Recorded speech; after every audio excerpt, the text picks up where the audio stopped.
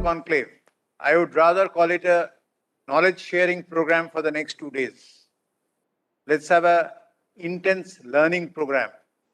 So, in order to embark on this program, I would request our President to please formally welcome us. Welcome everyone. Thank you very much, Mr. Basu, and a very good afternoon to all of you, ladies and gentlemen. On behalf of all my colleagues at the Bengal Chamber, may I extend a very warm welcome to all of you, to all our distinguished speakers at the first session and the eminent speakers who would follow thereafter in the subsequent sessions. I understand this is the 10th edition of what was called, until about a minute or so ago, as the Manufacturing and MSME Conclave. But now, as the chairman of the committee has very rightfully and very correctly, I would think, mentioned, it's more a knowledge sharing exercise for the next 2 days. Thank you very much, Mr. Basu, for putting the 2 days deliberations in perspective. The focus of the 2 days knowledge sharing exercise is aiming for self-reliance through manufacturing and service competitiveness. To my mind, ladies and gentlemen, self-reliance cannot be viewed in isolation. It has to be seen in the context of global competitiveness. We all from the manufacturing industry are part of the global value chain, and therefore it has to be self-reliance indeed, but in the context of a global benchmark exercise and a global value chain.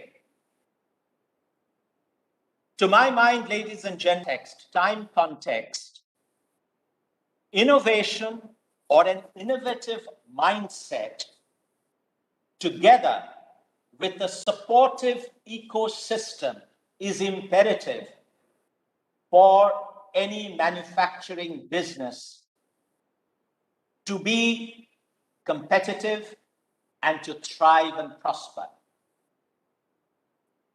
We all understand the aspiration that we have to bring manufacturing, the contribution of manufacturing as a larger percentage of our GDP, the national GDP. We also understand the importance of MSMEs, the small and medium enterprises, in the manufacturing space in India. And at the same time, we also understand the importance and relevance of the state of West Bengal in the overall scheme of things, especially in the global stroke regional context, and of course, the national context, in light of the neighborhood first policy and the look east policy of the government of India. In order to create the right supportive ecosystem, ladies and gentlemen, and to bring about innovation as part of the manufacturing DNA, we require a triple helix approach, so to speak, where industry, along with academia and the government and institutional support, all play a part in shaping, or rather reshaping going forward, the manufacturing business of our country. What is imperative, ladies and gentlemen, to my mind, is adoption of smartness. what in the global terms is called Industry 4.0 or adoption of smart technology. Smart technology is so important in reshaping the entire manufacturing act, so to speak, right from product design, through engineering processes, to distribution, the channels, through after-sales service. All this needs to be in sync with smart practices. Adoption of smart technology has to be viewed in a 360-degree sense. What, according to you, would be the drivers? To my mind, there are three imperatives that drive this quest for smartness and adoption of smartness in technology and processes. One central driver is higher productivity and leaner processes. This is the order of the day to make your business competitive. The second very important factor, ladies and gentlemen, to my mind, is the consumer demand for hyper-personalized service. And this you would see in every activity, whether it is a product or it is a service. And third, the constant digital disruption that we see around us, which is constantly upending markets.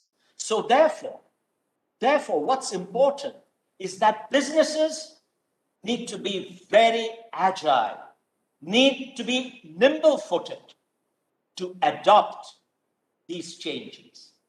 In practical terms, I know subsequent speakers would be delving deep into these aspects, but if I could just mention a couple of points from a very strategic level in terms of this adoption of smartness in technology and processes.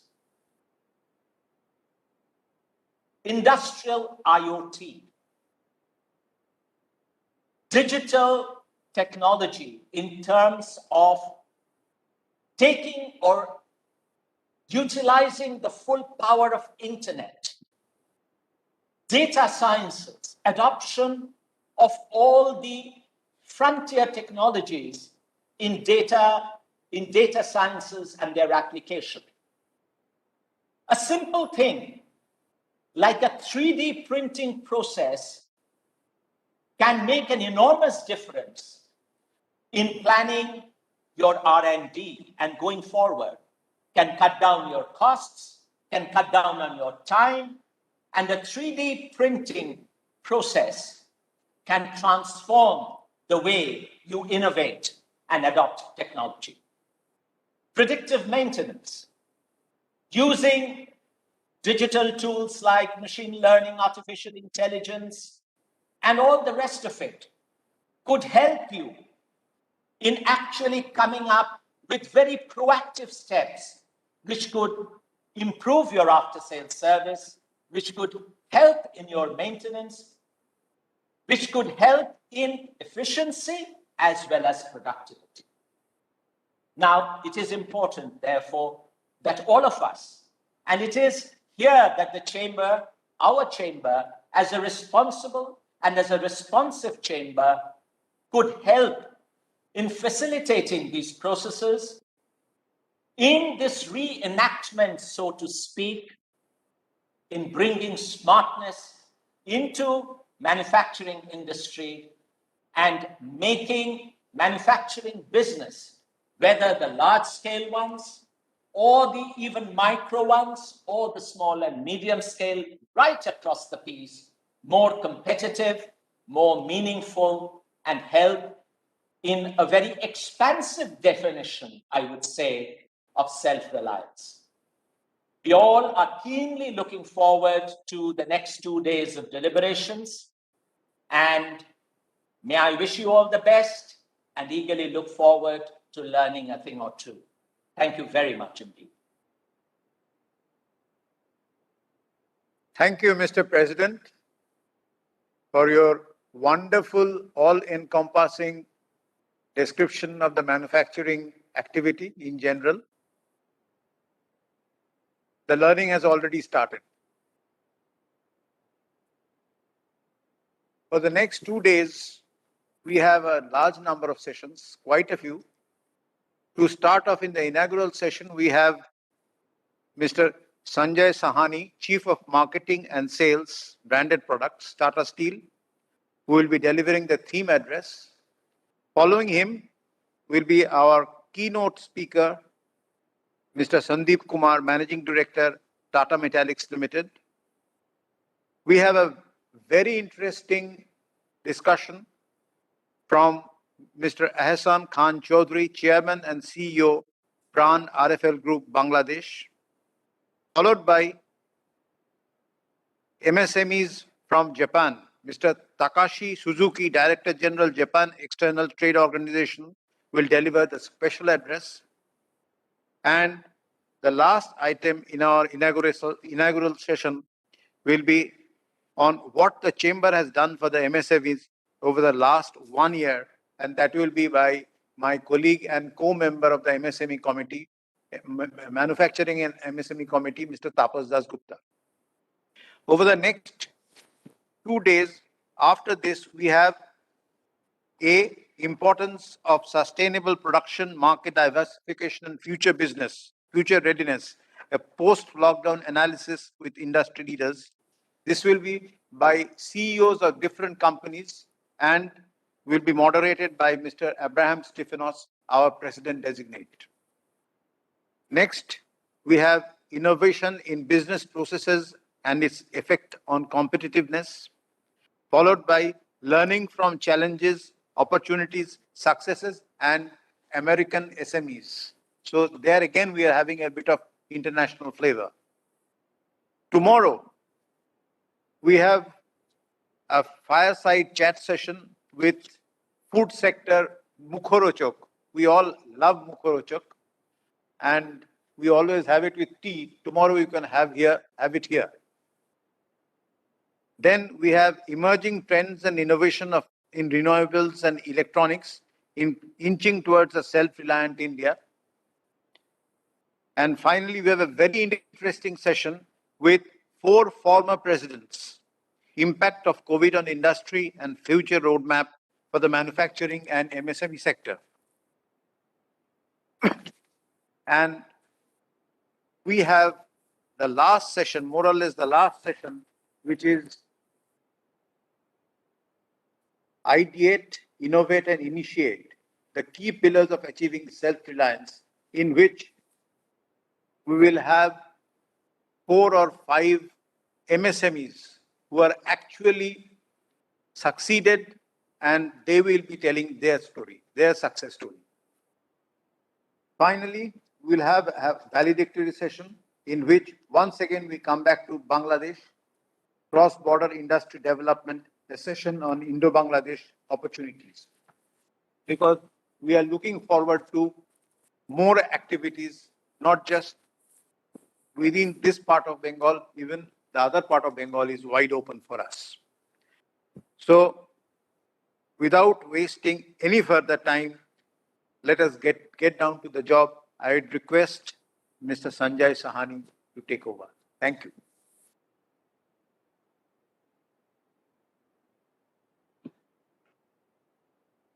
A very good afternoon to all the members of the Bengal Chamber of Commerce. Several of the MSMEs who are connected across our customers, my channel partners, distributors, Mr. Debe Mukherjee, Mr. Dev Kumar Basu, Mr. Sandeep Kumar, Mr. Ahsan Khan Chaudhary, Mr. Takashi Suzuki, Mr. Tapas Das Gupta, and other dignitaries. A very good afternoon from my side to each one of you.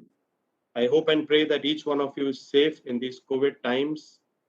Well, we had good news of the infections going down, but you've all seen what has happened in the last few weeks, and several states have been impacted. My request is for uttermost caution and safety to be practiced. A a very good theme selected for the conclave this year, and in fact, very happy to join for the same. And aiming for self-reliance through manufacturing and service competitiveness. This is something which is a need of the hour for a country of our size and with the young population which is coming in. As India goes into for a post-COVID reboot, and the policymakers and corporates alike are looking at strategic directions that would result in self-reliance and which in turn can deliver competitive strength. The manufacturing excellence and historically been India's route to achieving all-round self-reliance. But there is clear understanding today that such self-reliance in manufacturing will not be possible without an environment that fosters innovation and technology development for global excellence. The idea to galvanize the quality of improvement from a regime of incremental change in manufacturing to quantum leaps that anticipate the future.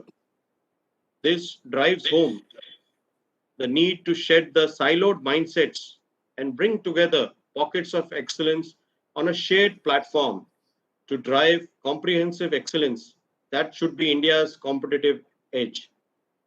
It is possible to do so and must begin with transformational change from the grassroots. As India is imagining a world where it has replaced China as the world's manufacturing hub, it finds many countries are actually rooting for India. The government has responded positively by agreeing to bankroll a state-of-art infrastructure via the National Infrastructure Pipeline with over rupees 1 lakh crore projects. Backing that will encompass rural facilities and will have particular focus on empowering environment for the small and medium sector players. One must get a fair appreciation of what catching up with China means. India ranks a not too happy 42 out of the 150 countries with manufacturing value added, which is MVA constant 2015 in USD, it totaling to about 430 billion. And this is equivalent to 15.5% of the GDP. However, China ranked second with an MVA of about 4,187 billion, or equivalent to 28% of its GDP share. This gap can be bridged through manufacturing self-reliance that will involve making every sector of the economy to become fit for the sophisticated global supply chain. The finance, logistics, and trade infrastructure will also need to be overhauled to facilitate self-reliance through scaling up. The principal obstacle in this race in India is the inability to scale up and make it imperative to go in the technology adoption across all sectors, beginning with the manufacturing space, where the technology drive will catch up at the fastest, where India has demonstrated its ability to hold on its own global arena. The best creative minds, several of whom are connected across today, must innovate on how to enable technological interventions across all sectors, to enable technology transformation across boards and enhance the manufacturing and solutioning space, drive self-sufficiency for the competitive excellence. One critical intervention en route is a massive investment in learning and development programs, not just the national skilling mission, but investment in research and development along technology dispersal programs. An effective learning and development program can motivate and it can change the mindsets of people to think on the global needs where Indian manufacturer perceives the world as its market. This can also be achieved through a national mentorship program where the Bengal Chamber of Commerce can play a very critical role. The frontline companies can take on mentorship roles and linking up with the Indian industry and the international industrial partnership, maybe focus on programs such as the Access India program, which was introduced under the United Kingdom India Business Council. to generate new opportunities for innovation and entrepreneurship. Competitiveness can be fostered through a relevant R&D, and it should be borne in mind that India has been plagued by a siloed thinking where manufacturing and R&D are separated. The imperative is for companies and units to manage operations in a holistic manner by investing in a common platform that meets the existing standards and integrates the innovative technologies across plants and different functional departments, which can help the different segments of the manufacturing space to keep pace with the future trends. There is a host of knowledge tools to support this trend. Basically, productivity tools such as knowledge management, product lifecycle management, and master data management tools with manufacturing organizations trained to better coordinate between their R&D and manufacturing processes, or to tie up R&D that will help them accelerate the development of new processes and new products, which will provide solutions in the evolving world. Eventually, self-sufficient manufacturing will have to look at itself as a service that will provide the best in the world solutions through innovation.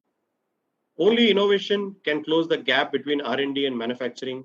On the other hand, link new solutions to global problems and thereby eliminating the barriers through entire value chain. Only then will emerge entities will be efficient, self-sufficient, and will have models which are strong. Many such units can create self-sufficient manufacturing ecosystems.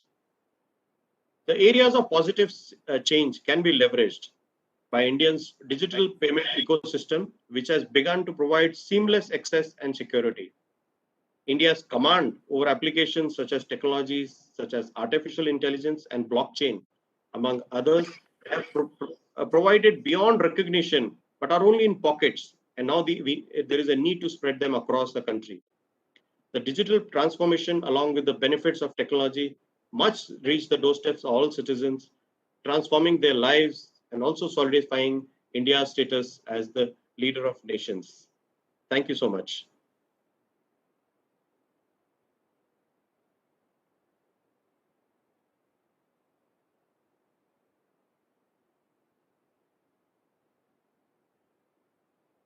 Thank you, Mr. Thani. It's really helpful that you have opened new chapters in the field of manufacturing, including the fact that in manufacturing only accounts for only 15.5% of the national GDP, which itself I think is too low. And at least there is a benchmark that we have set from where we have to proceed. May I now request Mr. Sandeep Kumar, Managing Director, Tata Metallics, for his keynote address. Thank you, Mr. Dev Mukherjee, Mr. Dev Kumar Basu, my colleague Sanjay, Mr. Ehsan Chaudhary, Mr. Suzuki, Mr. Das Gupta, ladies and gentlemen, a very good afternoon to all of you. First of all, I would like to thank Bengal Chamber for inviting me to speak on the occasion. I will like to, reword the topic to say, how does Indian manufacturing become more competitive on the global arena? To do that, let us first review the performance of Indian manufacturing over the past decade or so. If you look at the year 2020, the share of manufacturing in India's GDP was over 17%, which if you compare with, let's say, 20 years back in 2000, it was 15%. So a marginal improvement. But if you compare that with a country like Vietnam, it has doubled its share of manufacturing in its GDP over the same period of 20 years. If you look at employment generated by manufacturing sector, it's just increased by 1% over the last decade or so. In fact, someone analyzed the top 1,000 manufacturing companies in India for shareholder value. And they found that 70% of the companies had actually destroyed value, which means they had not even covered their cost of capital. Clearly, manufacturing has underperformed over the last decade or so in India. Why? Well, the reasons are well known, and I will not elaborate too much, but let me recap the main ones. Well, people blame it on the wobbly infrastructure in the country, whether it's the ports or the roads or the railways or whatever, the steep cost of logistics, high credit cost, one of the highest power cost in the world, poor labor productivity, bureaucracy and the policy framework, well, the favorite, whipping boy, and least of all, the industry fragmentation. We just don't have the scale. The industry is highly fragmented. And when we talk about MSMEs, it further accentuates that belief that we are a highly fragmented manufacturing industry in India. Okay, then how does Indian manufacturing survive? But it does have great strengths as well. For example, it has access to raw materials, iron ore, coal, bauxite, chrome, you name it. There are a number of minerals. What about labor availability? Many countries struggle for labor. We have plenty of labor, though of course not uniformly spread over the country. And that's why you see the problem of migrant labor, which was very much visible on our television screens during the COVID lockdown. Labor cost, of course, with the excess labor. We have a large domestic market, which is, I think, a big advantage. It's like the home ground in cricket. Recall the Ahmedabad test? We have a large pool of technical people, lots of engineers being produced.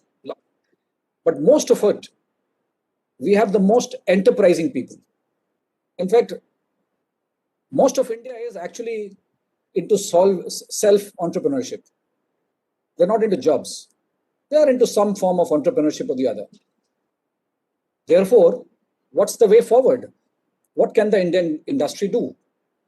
And as I said, I will not dwell upon the usual points,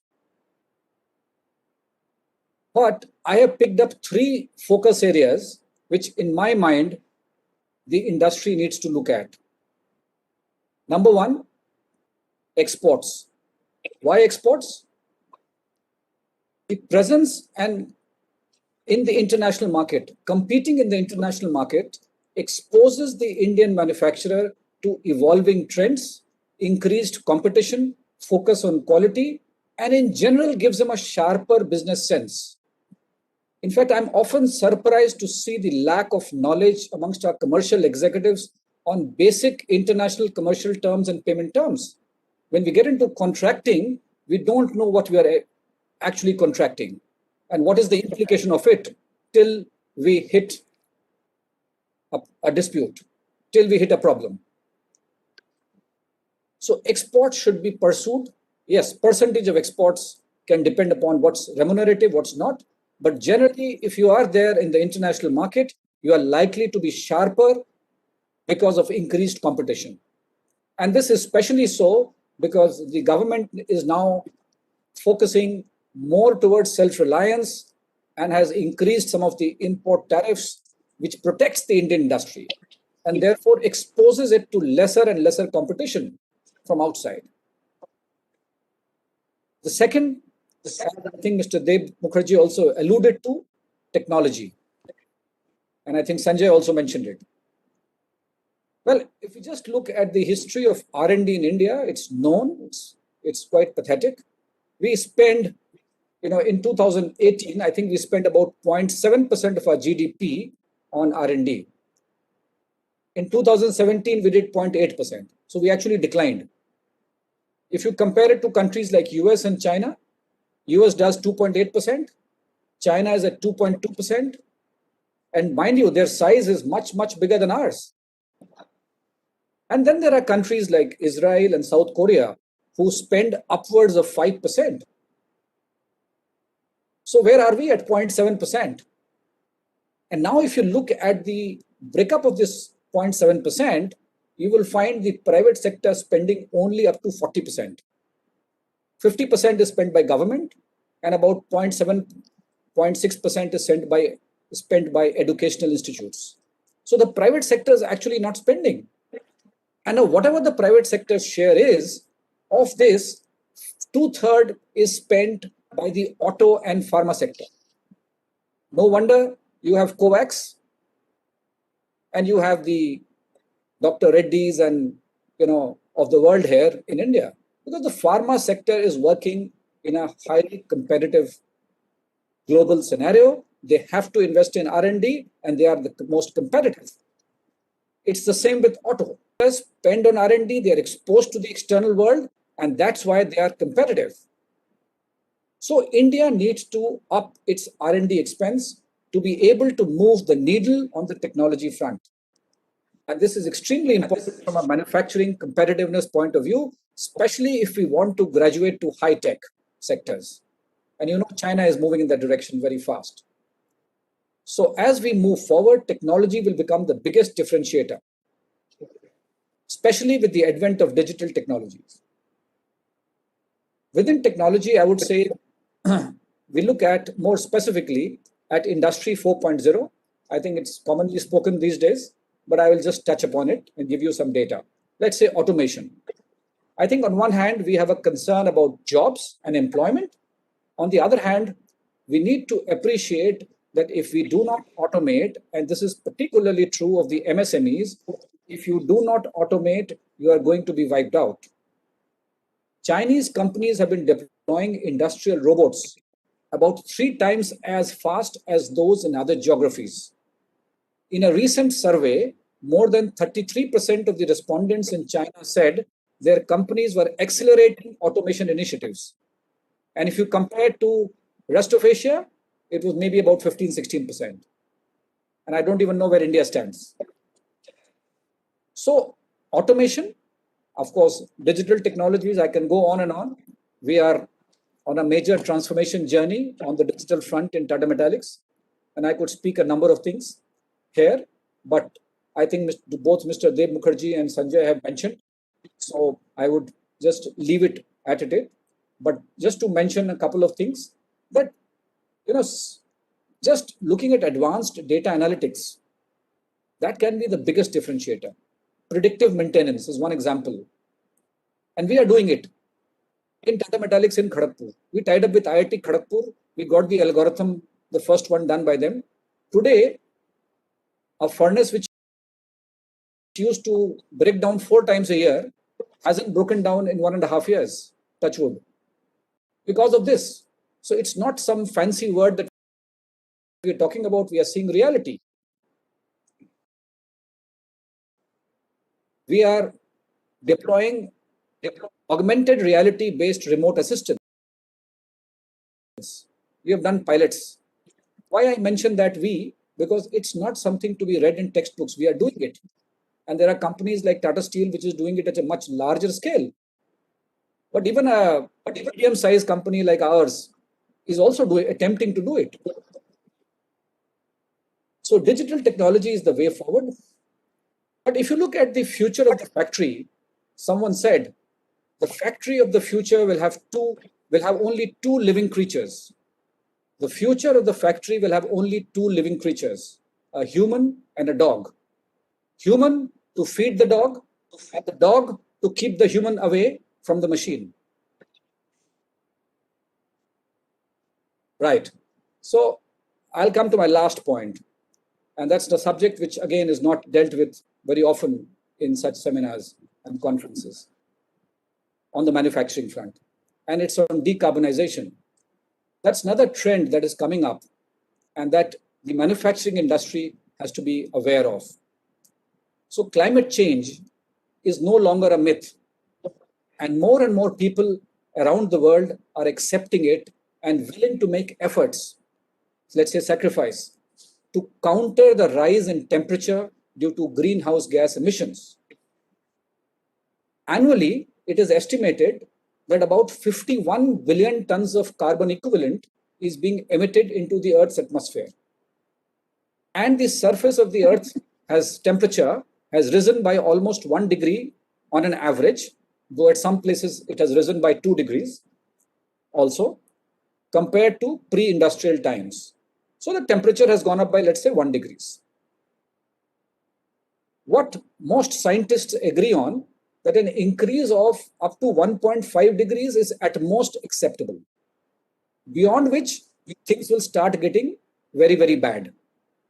Some say we can go up to 2 degrees. But what is the difference between 1.5 and 2? Mr. Bill Gates says it is 100% worse.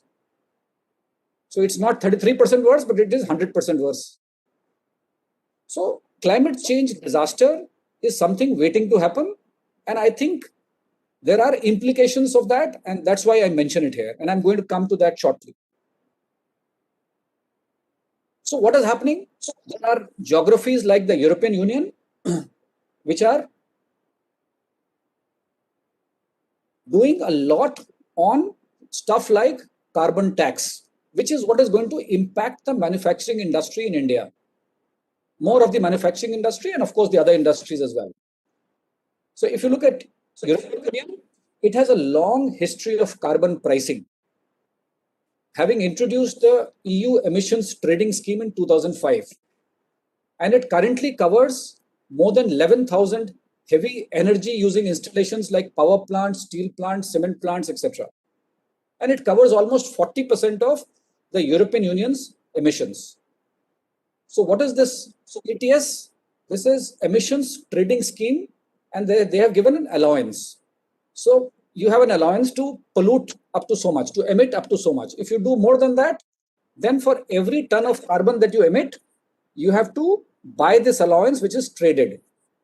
And this price keeps changing, just like on the stock market. What is the current price? In 2021, the price is estimated to be, let's say, about 40 euros per ton, which was, let's say, about 25 euros last year. So EU leaders have agreed that they will like to reduce their carbon by 40% by mid-century compared to 1990. So whatever was the emission in 1990, by 2050, they would reduce it by 40%. Now they have revised that ambition. Now they are saying, I will reduce it by 55%. So what does it mean?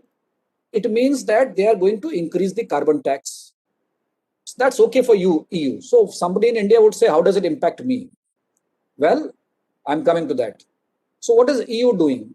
It is saying, I am going to tax any import into EU, and I will call it a cross-border adjustment mechanism. So it's a cross-border carbon price. If in India, you are not paying a penalty for emitting beyond a certain limit, then I'm going to charge you that and adjust the import cost, landed cost, by virtue of this. So it's another form of taxation. So all those units in India which are exporting into Europe, please beware, because this is going to happen shortly. And that is why we need to be prepared for this. So while EU is likely to be one of the first geographies to impose cross-border carbon tax, other countries like the US and UK have also hinted and are mooting similar plans. Even the Indian government may come out at some stage with a carbon trading and tax mechanism.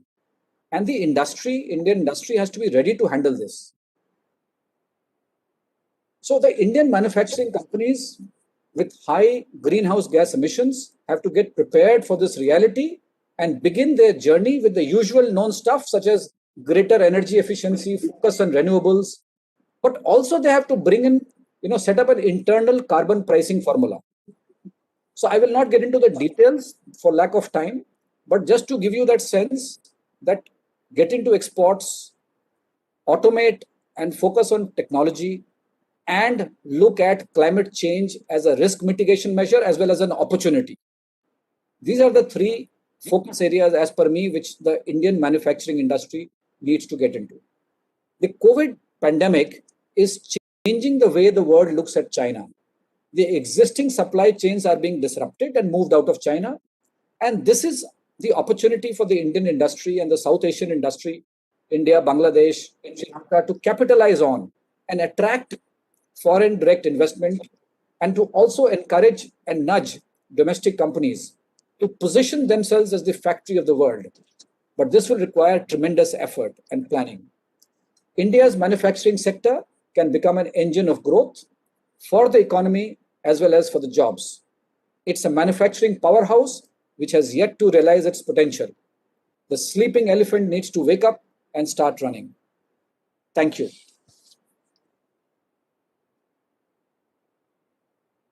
Thank you, Mr. Mittal.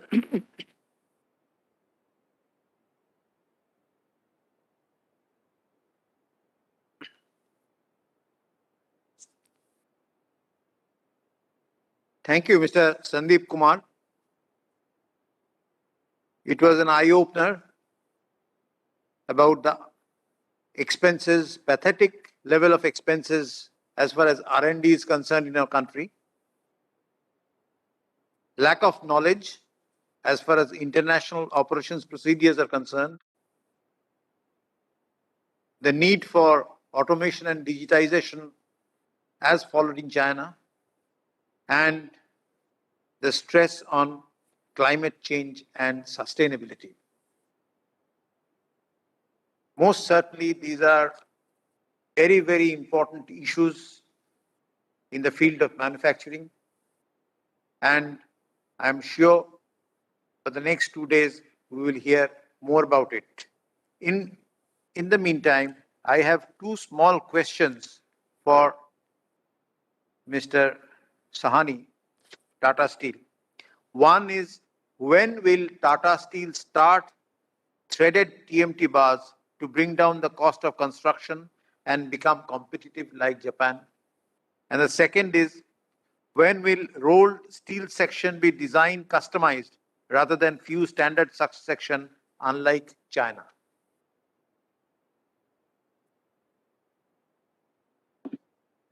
Sure. Thank you. And very good questions. On the first question, a team is already working on our investment plans in the line of steel recycling business. And we have already done our first investment in North India and Rohtak, where we have put up a steel shredding unit and for processing of scrap, collection and processing of scrap. And of course, we will go ahead with our downstream investments there to produce TMT bars. This is our effort and support basically on recycling of steel and scrap, and it is basically to bring down the carbon emissions. On the second area, there is a project which is currently on. I am not in a position to speak much on this, but we will hear something over the next few weeks when we make some media releases around that. The rolled sections, our investments, and some other plans. So, but I think both the valid questions and are questions which are need of the hour.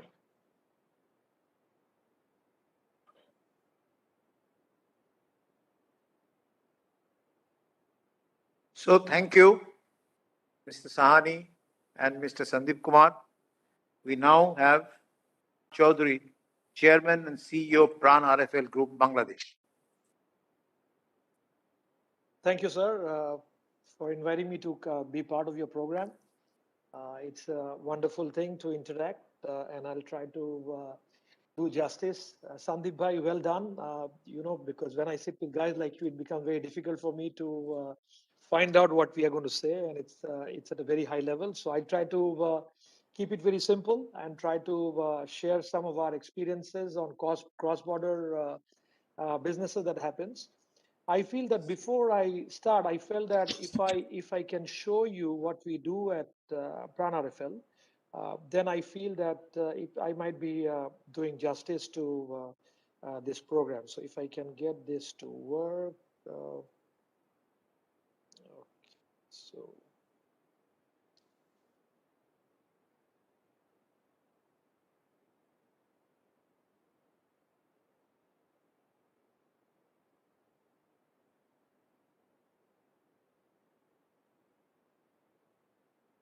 Okay, so I'm from Pran RFL, and today my job is to tell you about our experience at cross-border trade that has happened.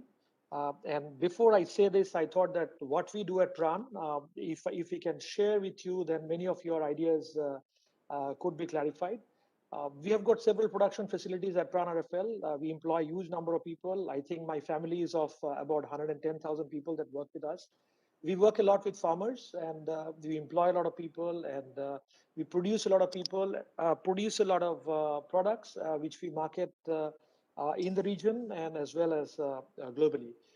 So the product that we manufacture is we manufacture all the type of food products, and we are into frozen food, we are into bakery, dairy, snacks, confectionery. So various products that we produce, and we market them internationally and globally. As well as in our domestic market, we market a very huge quantity of the products. And we are also, our model is very simple. We take the product from the farmers. Many years ago, when my father started the business, our goal was to help the farmers in Bangladesh, but now we are happy to say that we want to work with farmers across the world and try to see how we can value add to the agriculture that the world has to offer. So we do a lot of business with a lot of agriculture products, and we try to help the farmers to sell better and also try to get them a fair value as much as possible. We are into light engineering. So again, like say, we try to help our farmers to become more productive. We do a lot of work for irrigation. We produce a lot of products for household. We produce a lot of products for irrigation, pipes, various products we are manufactured. We are the number one manufacturer for pipes, the number one manufacturer for injection molding here in Bangladesh. Again, like I said, that many issues were discussed, and I feel that one of the things that we learned is the distribution network. So even in Bangladesh, like say, we have established several distribution networks. Our outlets are, we have several outlets in various category of products. For electronics, we have Vision, and for Best Buy, for plastics. And most of the products that we market is sold through a lot of distribution network that we create. The unique thing about Pran RFL is we are marketing our products globally. India is a very important large market. I'm very happy to tell you as a Bangladeshi that Bangladeshis in the past, we were not so confident to market into India because India happened to be a very, very competitive market. I feel that, like I'm a strong believer that Indian manufacturing base has got to offer many things to the world. Yes, we'll have too much shortcoming, but I feel that the amount of hard work that people do put in our subcontinent, I feel that in days to come, our Indian industry will do well. And our subcontinent business will continue to thrive in days to come. So we are very strong in the Gulf. We are getting stronger as a Bangladeshi manufacturer. We would always be very nervous to get into ASEAN. So now, our cross-border doesn't mean that we are going to be only in India, but cross-border means cross the border wherever you want to. And I feel that in the markets where we were not confident before, now we are able to go to those markets. And we are able to do well in those markets. So, even in places in Africa, we are doing well. We are in about 145 countries in the world. Every day we add a new country, and I hope we will be there in every nook and corner of the world. And food as well as non-food, we are doing well, and we are able to take our products across. Distribution network, I would say that in order to do well globally, you need to have access to the global marketplace. I'm very happy to share with you that some of these outlets that we are talking about here was a dream for me or dream for us many years ago. But today it's a reality. If China can do it, we can do it better. Because I know the people in the subcontinent are extremely bright. We are extremely intelligent. When I would study with Indian students in the US, I always used to feel that Indians are bunch of the most intelligent, most intellectually sharp people that I've ever come across in my life. Only thing is we just need to have access. We just have a desire, and we just have to jump in, and I'm sure the success will come in our way. Cross-border is the future. I feel that remaining with the domestic market is not enough. I feel that if we have a desire to go to the international market, I'm sure we will be able to become very successful. I feel that even if we just look at the Indian subcontinent, we are not a small demography. We are probably 1/4 of the population of the world, and our income levels are rising and our businesses are growing. We have the scales. If you don't have scales in West Bengal, please come to Bangladesh. You will have scales here. Put together West Bengal and Bangladesh, you're probably sitting in a market of almost like 220 million people. So you really can't go wrong. And if China could take advantage of the manufacturing base in the world with a lot of manufacturing that they have done, I'm sure we can do it too. We at Prana RFL, we are gradually proving to the world that we are extremely capable as a company, and we are gradually conquering our marketplace, and we are doing better and better in the business that we are trying to do. I feel we have huge strength in our part of the world, and I feel that that we can do really well. I wanted to put this up because I feel that the Bengal Chamber is a very very important chamber because you are our very important neighbor. And if you look at the map closely, we are so close. So there is no reason why we should not be doing business together.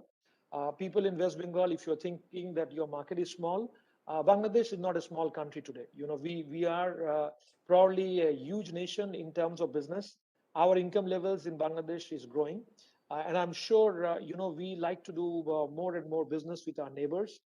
India has been extremely supportive. I'm very happy to say that before you guys have got your vaccine, Indian government gave us vaccine here in Bangladesh, and I'm very happy that with your knowledge, with your technology, and with your manufacturing, I am also now a great user of this COVID vaccine that you guys have produced for us and you have shared with us. Like the COVID vaccine, I feel that Tripura is our very important neighbor. I feel that I have a small factory in Tripura.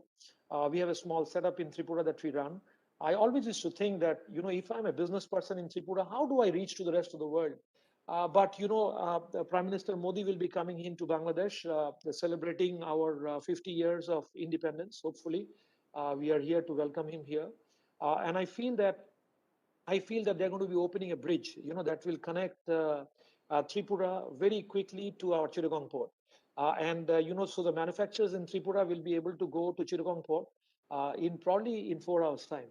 So Tripura, which was a landlocked state before, I feel that if you are able to produce a lot of products, whether it is manufacturing or whether it's agriculture, you can do a lot of business with us here in Bangladesh.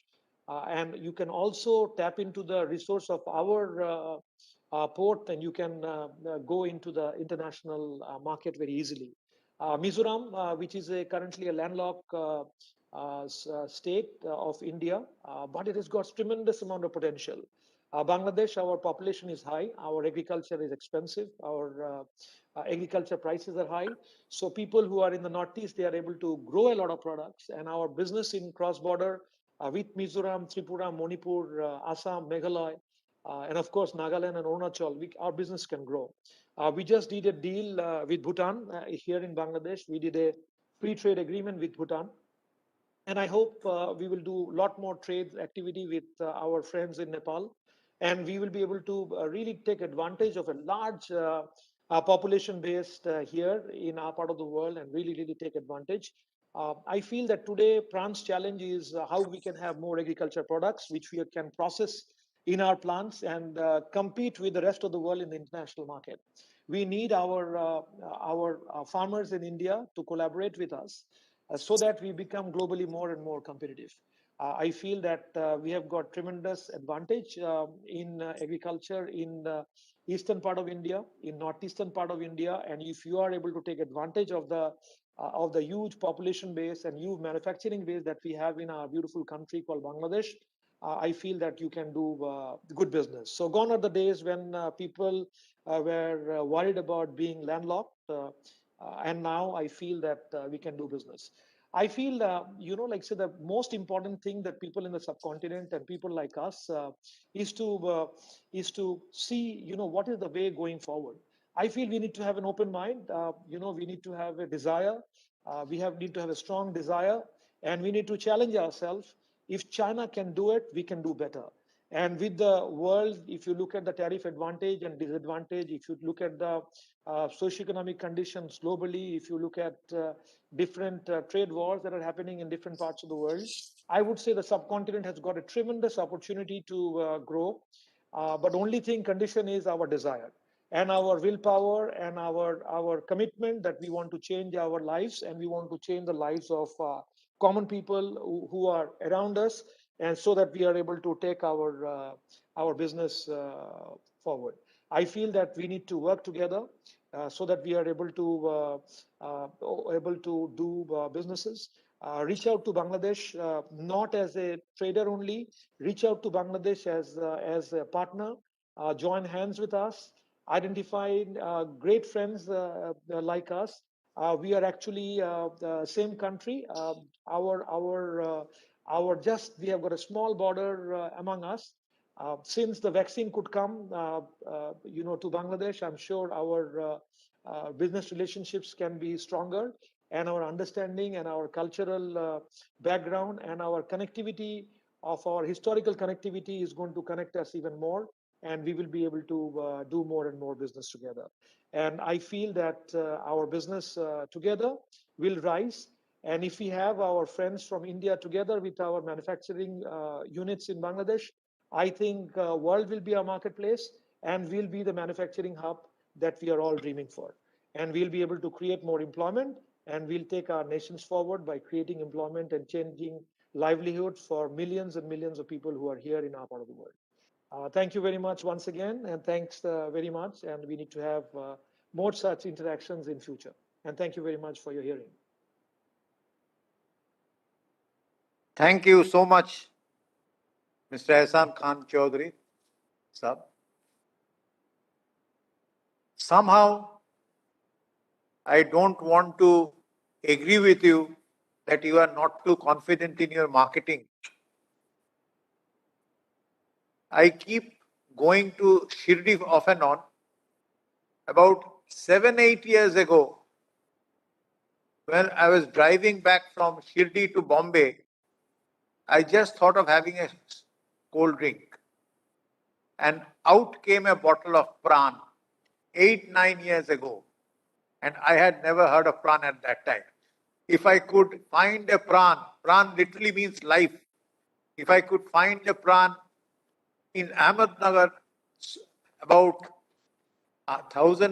more than 1,500 kilometers away from Calcutta, I'm sure you are pretty strong in your marketing activity. In any case, thank you so much, and I'm sure as far as Bangladesh and India is concerned, we have great future ahead.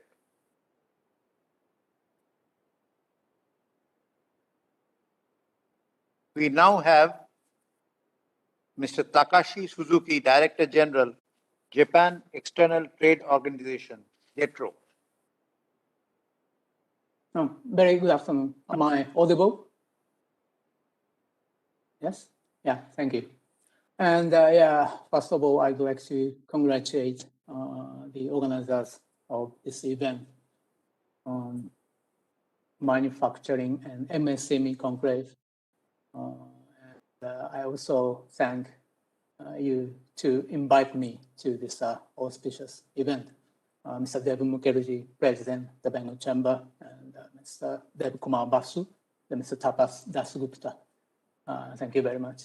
And I also would like to say I'm really feeling honored to be in the same screen of very dignitaries of the speakers, Mr. Sanjay Sahani and Mr. Sandeep Kumar, and today's guest of honor. I'm really honored to be with you, Mr. Ehsan Khan Chaudhary. Let me tell you my personal thing. It was 2009. Actually, I started my station in Bangladesh, Dhaka. And I spent almost 4 years in Dhaka as a head of JETRO Dhaka office. So I very much knew the plant company and its products. And today I'm really inspired to have my friends from India and friends from Bangladesh, and it's really inspiring me. And I just would like to start from my introduction. Allow me to share my screen. Can you see? Starting from my organization introduction, JETRO, Japan External Trade Organization, is a Japanese government organization which is promoting any business happening between Japanese company and the company all over the world.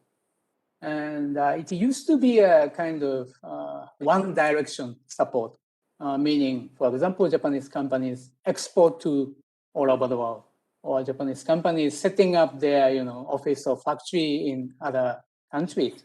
But recently, our activities getting more mutual or more, how can I say, multilateral. For example, you can imagine there are many Japanese companies in a country like Singapore or Thailand and China. And those are Japanese companies covering some business with India or Bangladesh. So recently, there are more, how can I say, mesh-like support we have to do for those Japanese business globalization. And you can see, we have a huge network in all over the world. We have 76 offices in 55 countries. And now I'm stationed in Bangalore, India. And I used to be in Dhaka. But there are lots of offices all over the world. And the interesting thing is that even among Japan, a small country, we have more than 50 domestic offices. So we have a very strong network with those local industries, even in Japan. So we try to promote more matchmaking between those Japanese business and those of global partners of foreign countries. And in India, we have 5 offices: New Delhi, Ahmedabad, Mumbai, Bangalore, Chennai. And I'm from this time Bangalore. And the New Delhi office was established in 1966. So our history is actually going on with those, Japanese investors like Suzuki, Maruti, or Toyota, or Sony. Those big names work together with us to expand their business in India.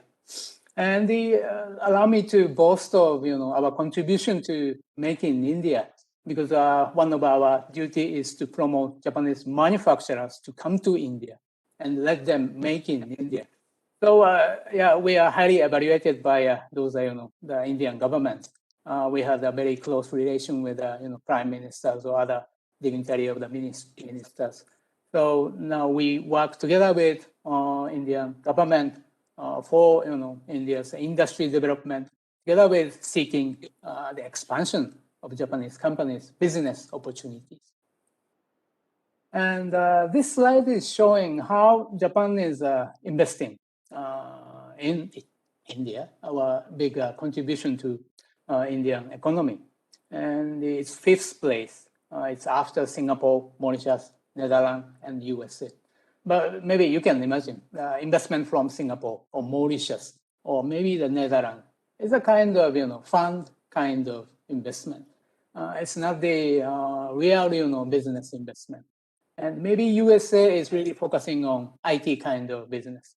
But Japan used to focus on the manufacturing or, real activity of Indian economy. This thing I'd like to emphasize. And now you can see many of Japanese companies in India. And we can count almost 1,500 Japanese companies. And if I count their offices and factory one by one, it's more than 5,000 sites. And for your information, in West Bengal, there is 24 Japanese companies putting their location. And if we count their offices and factories, it's 202 sites. Comparing with the other, place like Delhi or Mumbai or Bangalore, Chennai, still number is a bit small. But now Japanese companies are rather concentrated in western part of India. So I think there must be the space for the diversification of those Japanese business in India, promoting more business in eastern part of India. The thing I'd like to say. And these 5 years, more than 200 Japanese companies are newly coming in. And we're supporting almost 80% of their, entry to Indian market. So I'd like to continue our efforts to increase and diverse their, business models in Indian market. But on the other hand, I'd like to tell you some feature of Japanese business in India. I must say there are less MSMEs. MSME today is the subject of the event.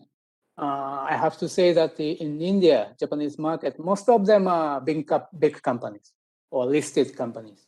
We can see less small and medium-sized Japanese business. But when you see the situation in China or ASEAN, more than 40%, almost 60% of those Japanese companies in this country or in this region are Japanese SMEs. On the other hand, in India, only 15% to 20% of Japanese SMEs are active in India only. So actually, this is JETRO's biggest challenge, how we can promote more Japanese MSMEs to come to India and successfully operate their business and expand. So this is our biggest challenge. And another feature is that I show this map. Maybe you can realize that most of the names of the Japanese companies are dealing with the automotive sectors. Of course, Suzuki is the king of the Indian industry.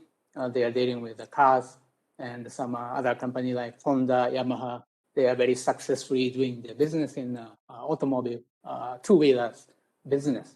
But almost 60% of them are working only to those automotive two-wheeler business. So sector-wise, of course, we have to pursue more of the diversification of Japanese business sectors. So these two things will be our biggest challenge. And I just would like to touch upon the trade relation of these two countries. For example, India's primary export to Japan is rather petroleum, chemical, or steel things, or some food items. And what about the Japanese export to India? The machinery and parts, this kind of things are the items. And we see also here the kind of limitation of the items and less diversification of the items between two countries' business. So my idea is, why not try to increase the volume of the trade between two countries? Also, the need a diversification of the items. And this slide is showing, very interesting data. You can see many of the countries in Asia, and you can find the India in the left part of the this slide. And today we have the friends from Bangladesh. You can see the Bangladesh, the right-hand side. And this chart is showing that if you go left, those Japanese companies in that country is seeking the domestic sales only. And if we go right-hand side, those are Japanese business in the country seeking only export-oriented business. So I can say the Japanese companies in India, almost all of them are seeking only domestic sales. So they used to be like, they don't think about export from India. And maybe the same thing, Bangladesh, the Japanese companies in Bangladesh, they are less interested in Bangladesh domestic market. They are interested in export market. But I'd like you to take a look in media, the country like Vietnam, beautifully, balance the balance between the domestic and export business. 50.3% of Japanese business in Vietnam is doing their activities in Vietnam. So I'm thinking not up to 50%, but I think Japanese business in India should try to see their opportunities more in export business. This is our idea. And of course, as you know, some of the major Japanese companies already started their export from India, make in India and export to other countries. Maruti Suzuki already exported almost 26,000 four-wheelers in Africa in 2018. And 70% of these vehicles were exported from India. And Honda, they're exporting their two-wheelers to ASEAN, other countries, Oceania, South America. even to Middle East and Europe. And Daikin is now also trying to expand their export business. Their target is 10% of total production. That should be to be exported. And one very interesting case I'd like to introduce today is this red circle thing, case of Japanese MSME manufacturer. They have the factory and base in it's a Coimbatore, yeah. And they established their joint venture with a local partner, Indian company. Actually, this Indian company is a manufacturer in the same industry. So I can say they are, competitor each other in 2017. But they achieved production at 1/2 the cost of production, comparing with their factory in China, Taiwan, and Thailand. So they successfully, established a very nice collaboration between Japanese MSME and the Indian MSMEs. And they are thinking to start supplying products from India to Thailand. They already started in 2019. So they are still seeking their diversify of their export business. So this will be a kind of ideal cases, and we'd like to pursue more newcomers to do same kind of thing in India. On the other hand, you may know there are some, FTAs and EPS already Indian government has from up Sri Lanka, Thai, Singapore, and the SAFTA, and India, ASEAN, India, Korea, India, Malaysia, India, Japan. And there are lots of discussion is going on how we can take advantage of this FTA and EPA. But this is my personal view, but you can see the right-hand side, share among trade. This is share among trade with India and those countries. You can find almost all of them very small, the share of this trade. So the very basic thing is that we have to increase the volume of the trade and, of course, diversify the items. Otherwise, maybe we can take advantage of, the full capacity of such FTA and EPA. But maybe we should review these kind of FTA and EPS for near future business. And this is the last slide. The very personal implications for Indo-Japan future. I'd like to emphasize that the business promotion of MSME is Indo-Japan common interest. And I have some idea of joint efforts. The first thing is making India export to the world together. And especially I'd like to say to gentlemen from West Bengal, your place can be the gateway to eastern part of globe. And as I mentioned, more sector diversification is necessary. Not only automotive sectors, I believe electronics, medical healthcare, engineering, or food items like plant or infrastructure, that will be a very prospective sectors to be worked together. And I see the India initiative, PLI, is very good news. So I'm really trying my efforts to introduce such initiatives to those Japanese business. And Indian MSMEs are good market guide. I must say, Japanese MSMEs, sometimes they are not so much familiar with, international business. They have sometimes difficulties with communicating in English language. So it's a bit difficult for them, honestly, to seek the opportunity in the big, huge market like India. But if those are Japanese MSMEs, can partnering with Indian MSMEs, they know the market very much. They can be the guide to those Japanese MSMEs.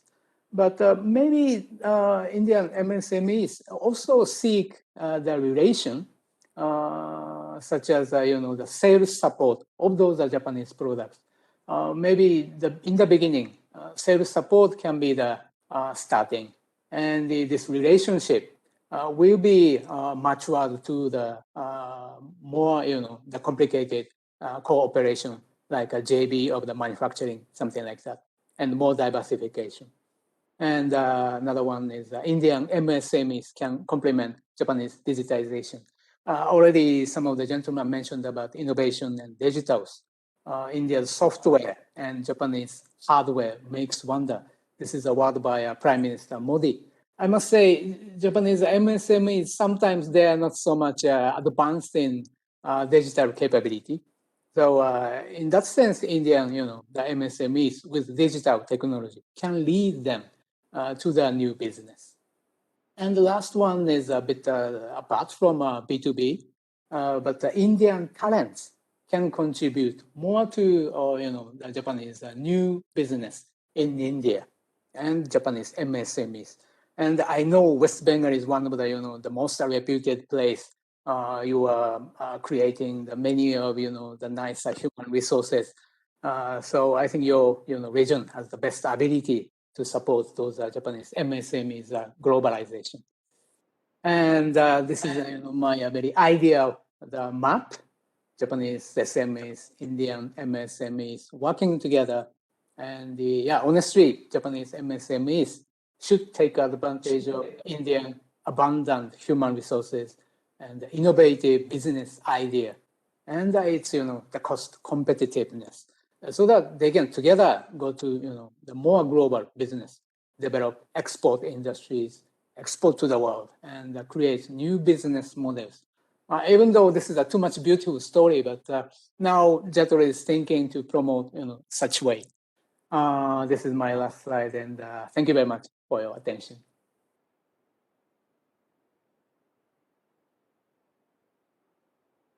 Thank you, Mr. Takashi Suzuki.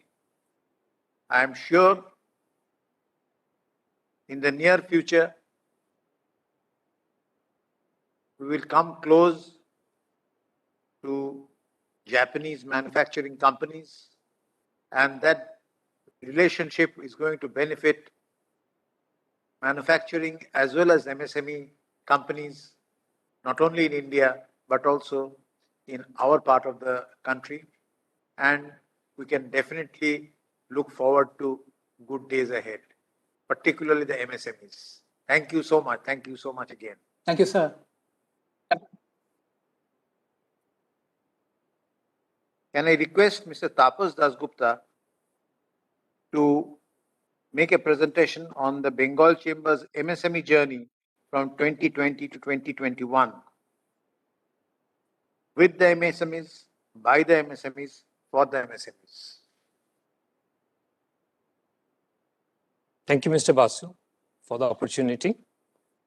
Distinguished co-speakers, Mr. Sanjay Sahani, Mr. Sandeep Kumar, Mr. Ehsan Khan Chaudhary, Mr. Takashi Suzuki, all very enlightening discussions and presentations from you all. Really very thankful for having you all here. So good afternoon once again to the esteemed participants and colleagues from Bengal Chamber. I shall give a very brief outline on the Bengal Chamber's engagement with MSMEs.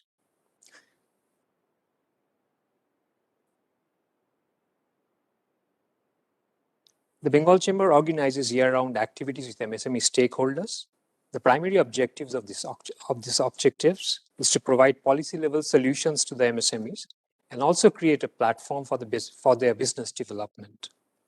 The activities comprise organizing knowledge-sharing seminars and conferences, now called webinars, of course, and workshops with leading institutions such as IIT Kharagpur, Jadavpur University, and many others.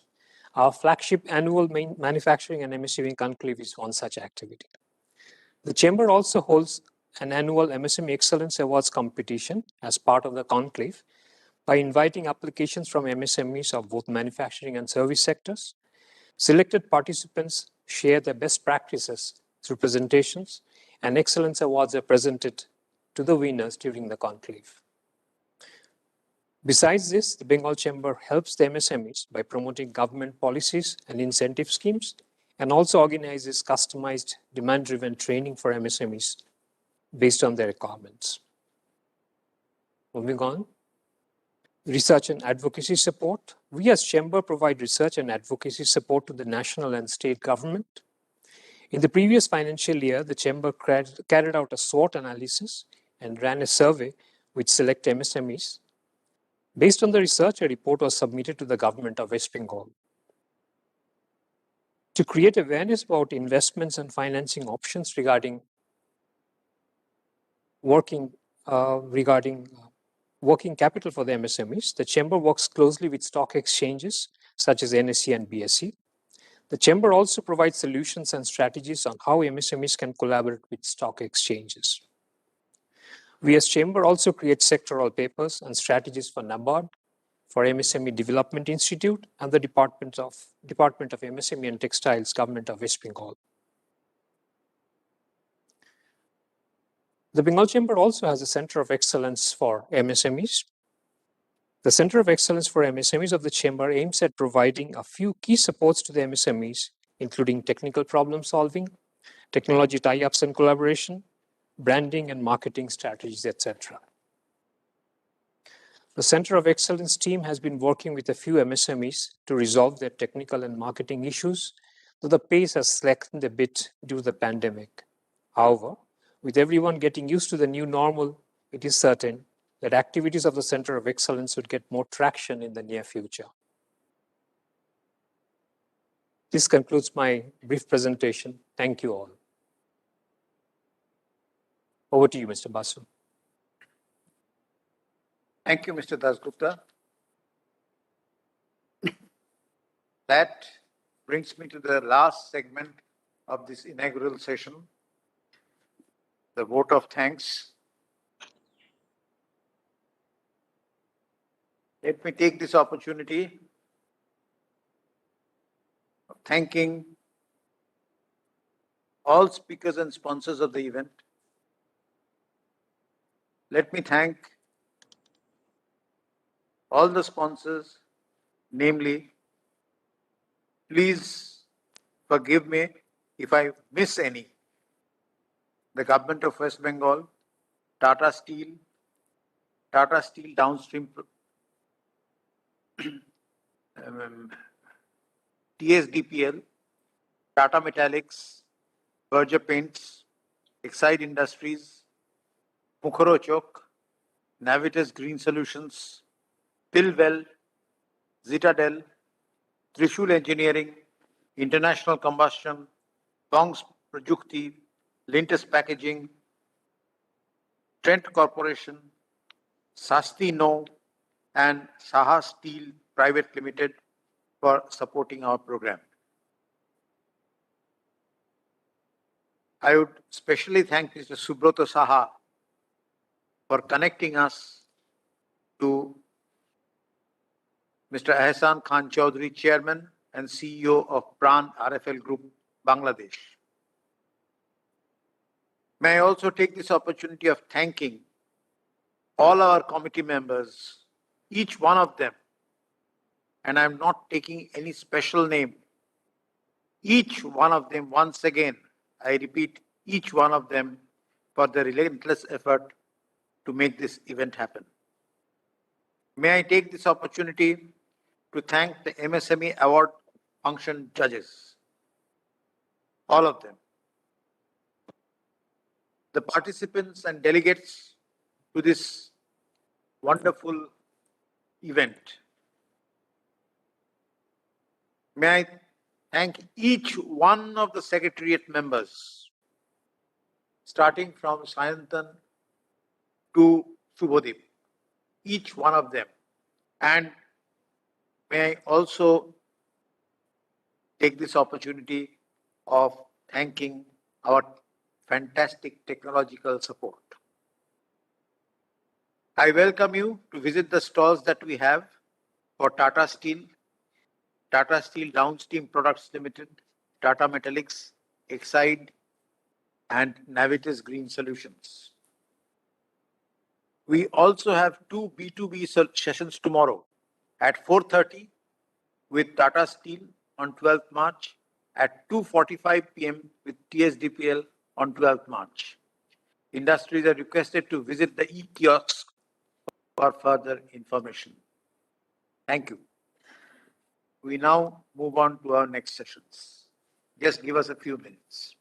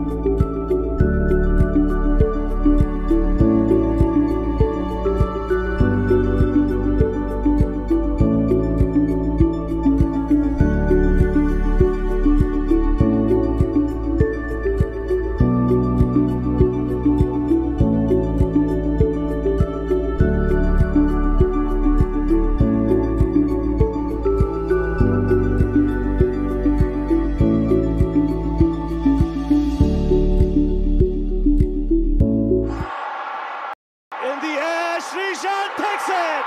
India win.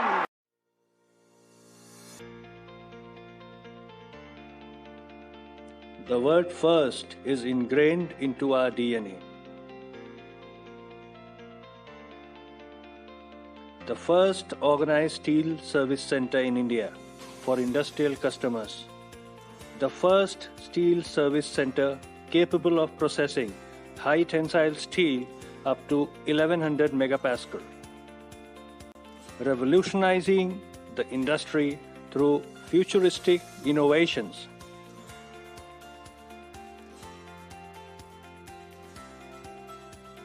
Equipped with cutting-edge technology to deliver innovative products and services to customers.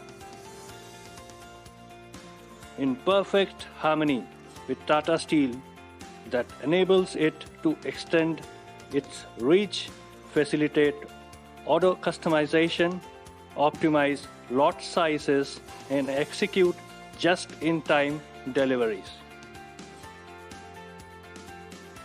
Partnering with blue-chip national and international brands through a nationwide footprint and a vibrant, motivated, and agile workforce.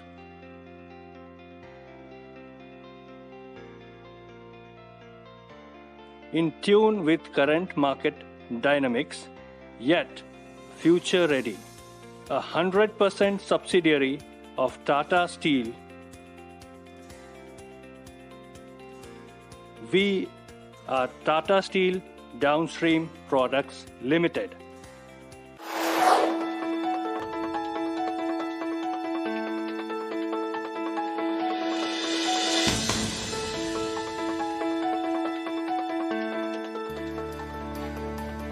Our world, growing and always on the move.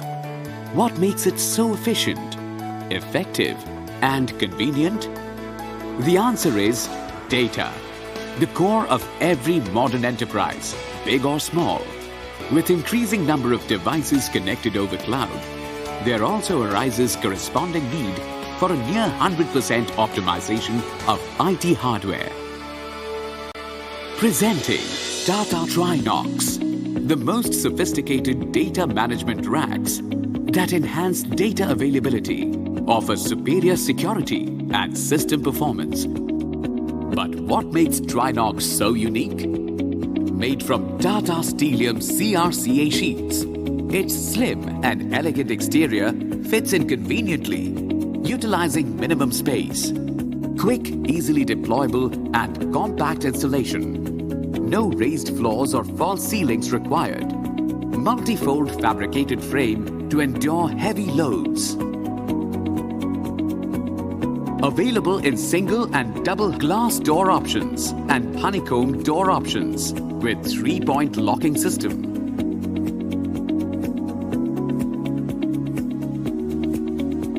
Fan housing unit at the top to keep the cabinet cool. Economical, easy maintenance and less carbon footprint.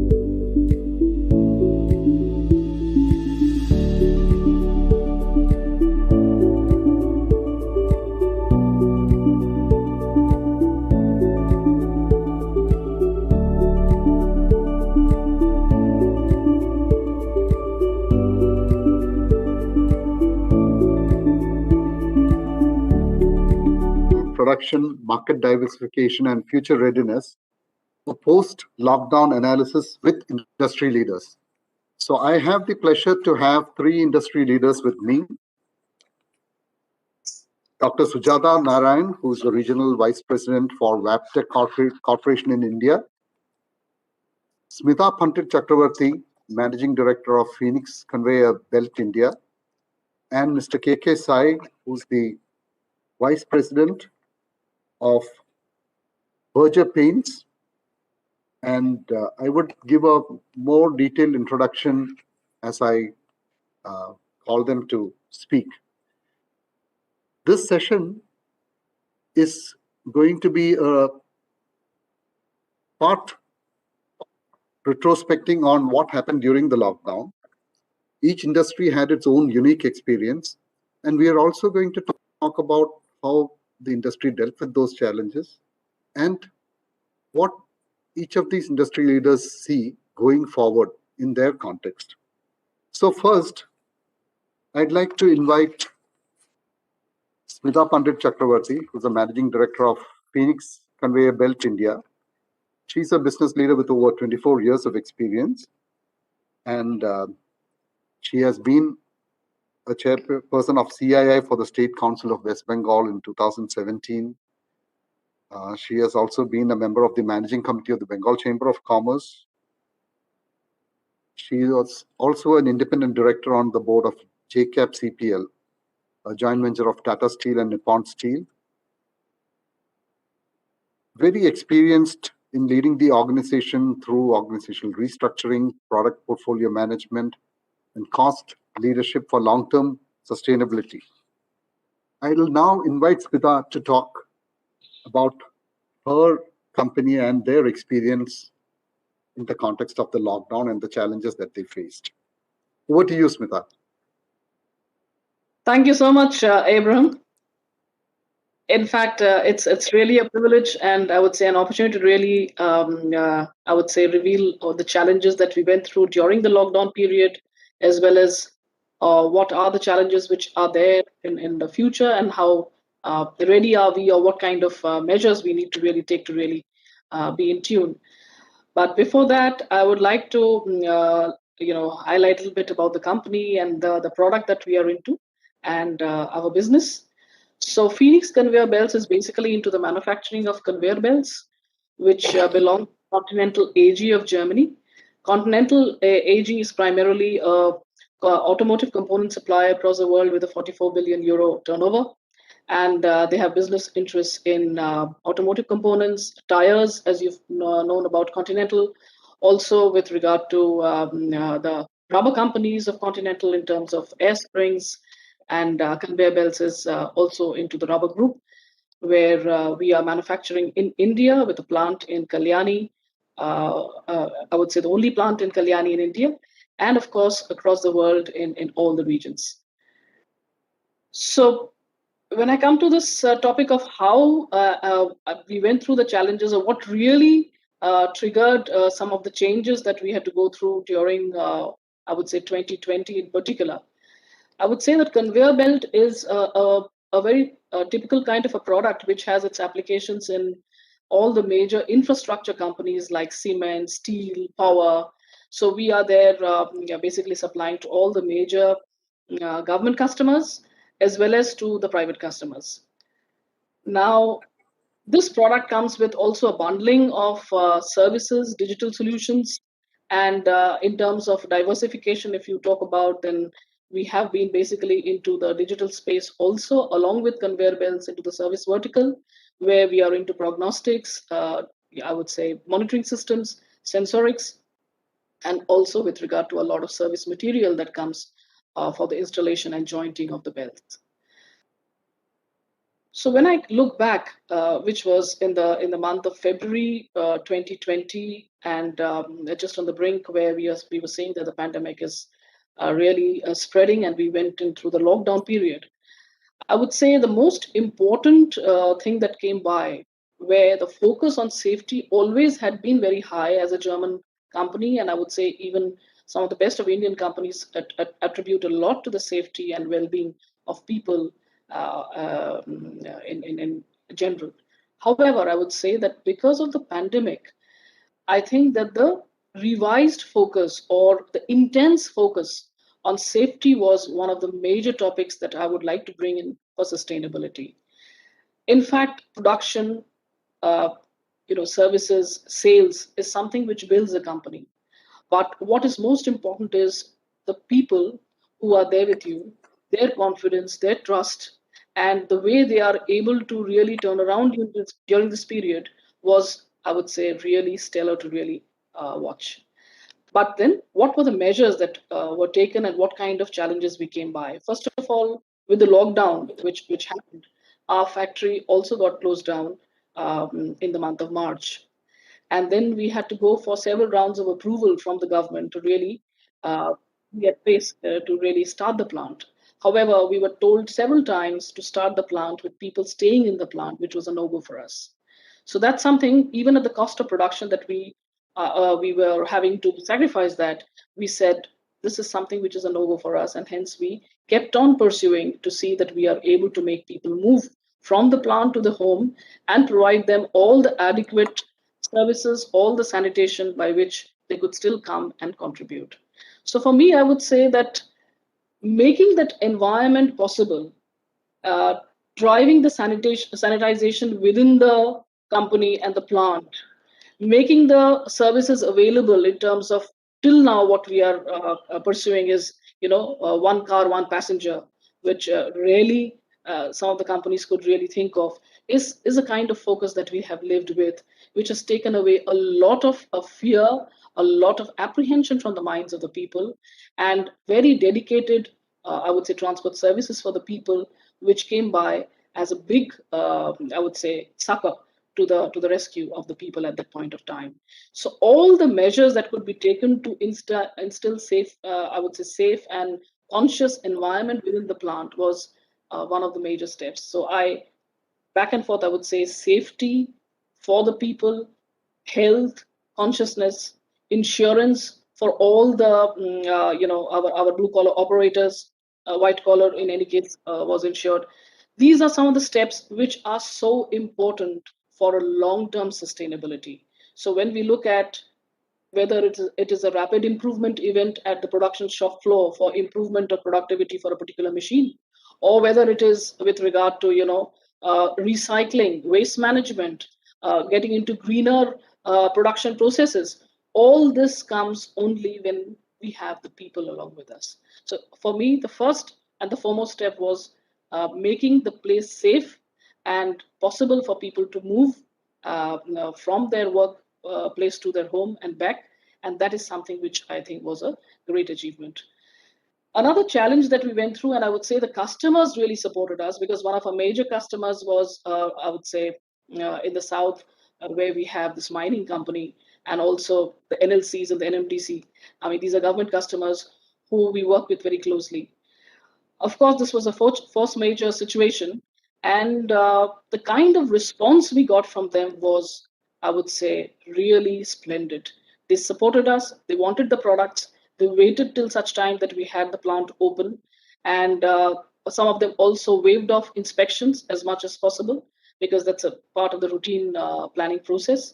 And I would say in this area, we received a lot of support from our vendors as well as customers to really make production possible during this period and supply to the customers.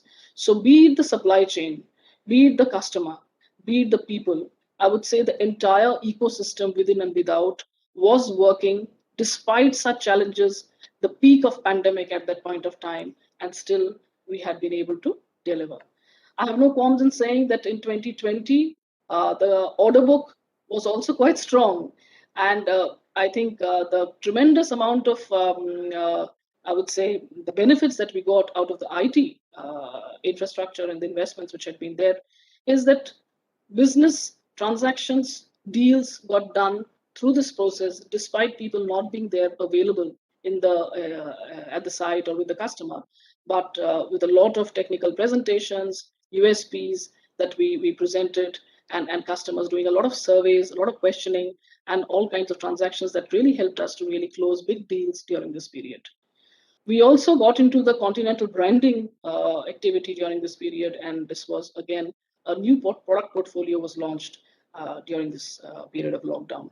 So when I look at, to be precise, what exactly helped during this process was the confidence and the trust of the people, the trust and confidence from the customer side, and the tremendous will as well as the intention of the management to come across to people that we are there with a safe and clean environment for you and healthy environment, which we are trying to make it foolproof as much as possible.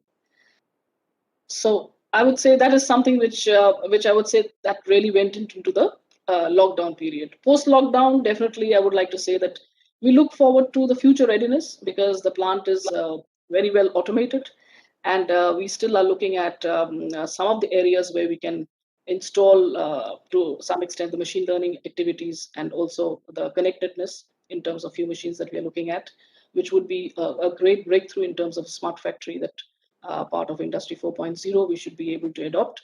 And we are looking at investment in solar in a major way. One of our administration buildings is already electricity free, but we are also looking at the plant level where some of the machines could also be run through that. So focus on renewable energy. And of course, in terms of the product disposals, also we are looking at solutions which can be from a green product point of view, right from the raw material intake to the supply of the product, which also looks at, I would say, disposal in the right way within 5 to 6 years' time. I would like to stop here, Abraham. So I would say that maybe the next speakers can really share some of their experience, and then we can come back again if there's time. Thank you, Smita. I'm sure I have a few questions for you, and there'll be a lot more questions for you at the end of this session. I would like to now introduce Dr. Sujata Narayan. She's the Regional Vice President for Wabtec Corporation in India. And in 2019, under her leadership, Wabtec Transit Business was certified as a Great Place to Work by the Great Place to Work Institute.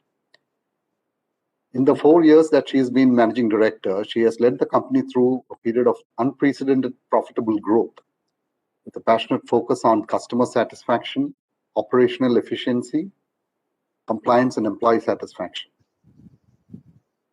She has been recognized and awarded at various forums, including the Icons of India Star List 2021, Top 50 CXOs in the Indian manufacturing industry, Rail Analysis Woman of the Year 2019,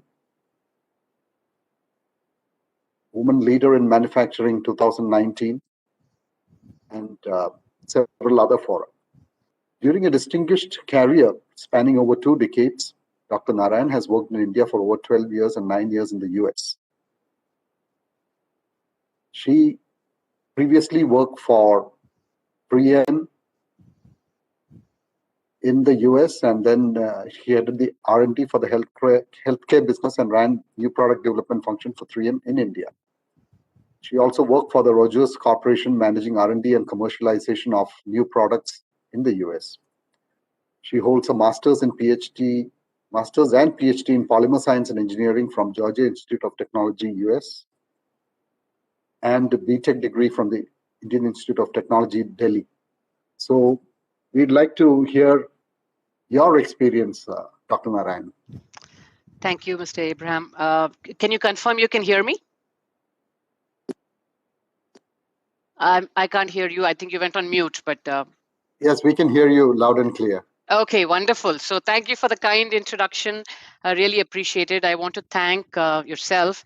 I want to thank the Bengal Chamber of Commerce and Industry, and specifically Mr. Tapas Gupta, who I've worked with in the past, for inviting me to be on this esteemed panel for this really important conference. So thank you very much. I also want to say, I know we have a lot of participants and I can't see them, but I want my warm congratulations to all of us for surviving probably the toughest year that all of us have been through in our lifetime. Hopefully we will not have a year like this again. And I want to take the opportunity to sincerely wish that you, your loved ones, and your employees have been and are safe and healthy. What a year it's been. Good afternoon, ladies and gentlemen. I work for a company called Wabtec Corporation. Some of you may have heard of it, some of you not. Wabtec is a $8 billion global company based out of the US. And we make anywhere from an entire diesel locomotive to the smallest of components like a power relay switch or a brake pad. So a very rounded, comprehensive solution company primarily focused around the railway market across the world, operating in more than 50 countries, but also a few applications in industrial as well as mining segments. So in India, we are about $500 million, about 3,500 crores or so, and we have about 3,000 people. 1,500 of those people are in what we call the feather in our cap or our crown jewel, which is our global center of engineering, center of excellence for engineering, where designing of locomotives, digital and electronic solutions, as well as various railway components is done out of India for the globe, as well as for India itself. So we're very proud of this.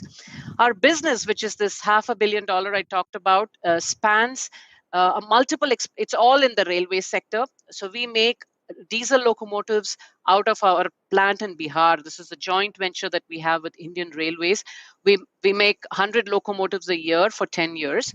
We also have factories in Hosur in Tamil Nadu, Baddi in Himachal Pradesh, as well as smaller factories in your Kolkata itself, as well as in Bangalore, making components. And the large part of our business is brake systems that we sell to Indian Railways as well as to metro train manufacturers. We sell brake systems, air conditioners, doors, couplers, pantographs, etc. So essentially, we live and breathe a railway rolling stock, which is diesel locomotive, electric locomotives, LHB coaches, metro trains, and EMU trains for Indian Railways. So this is what we do. We operate out of more than 1 million square feet of operational footprint in India. So we consider ourselves an Indian company with the backing of a fantastic global company.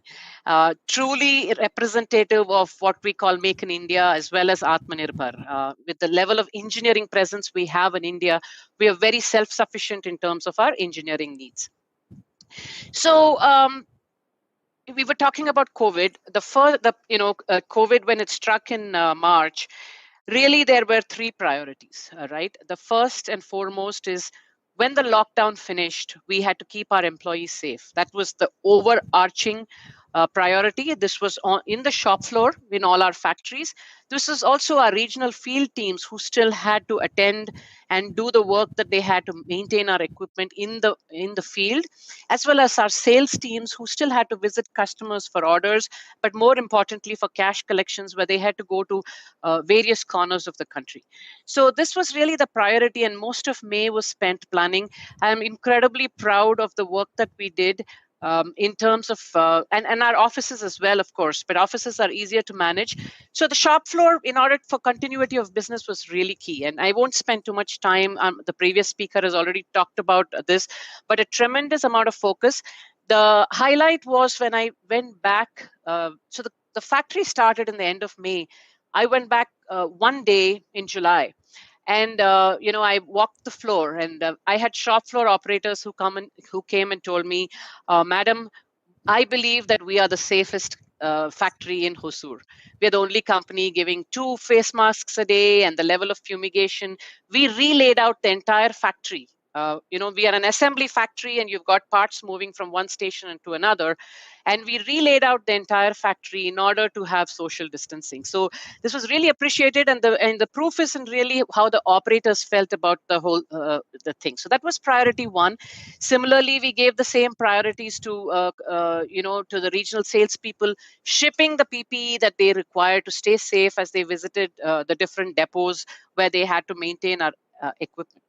Now, the second, which will be very interesting to this group, is the fact that if there was one thing that I lost sleep over during the lockdown, it was that when things come back to normal, or when we had to get back to production, what would happen to our suppliers? So just to understand the context a little, Wabtec globally, as well as in India, is a design and assemble company. We have our intellectual property and our technology and engineering in the design of the components, the assemblies, and the locomotive itself. We then procure all these. Some of them are off the shelf, some of them are engineered components. We procure them, and then we assemble them based on our assembly practices. So in between this design and assembly, we've got thousands of suppliers who form the manufacturing piece of our story. So we often talk about our suppliers' footprint being our extended footprint, and this is very, very critical for us. So what I was losing sleep over is because while the India business is more than 70% localized, more than 60% of that was coming from the MSME sector. So the worry was, would our suppliers have the cash flow to survive the pandemic, the lower demand, manage the inventory they've accumulated? Would they be able to retain their labor? Which is, the labor was not only important for us, but for our suppliers as well. Because as we know in India, most of the labor in the factories is in the urban areas comes from the rural areas. And the minute there's a problem, people leave, and it's very difficult to bring them back. So this is really what we were losing a lot of sleep about.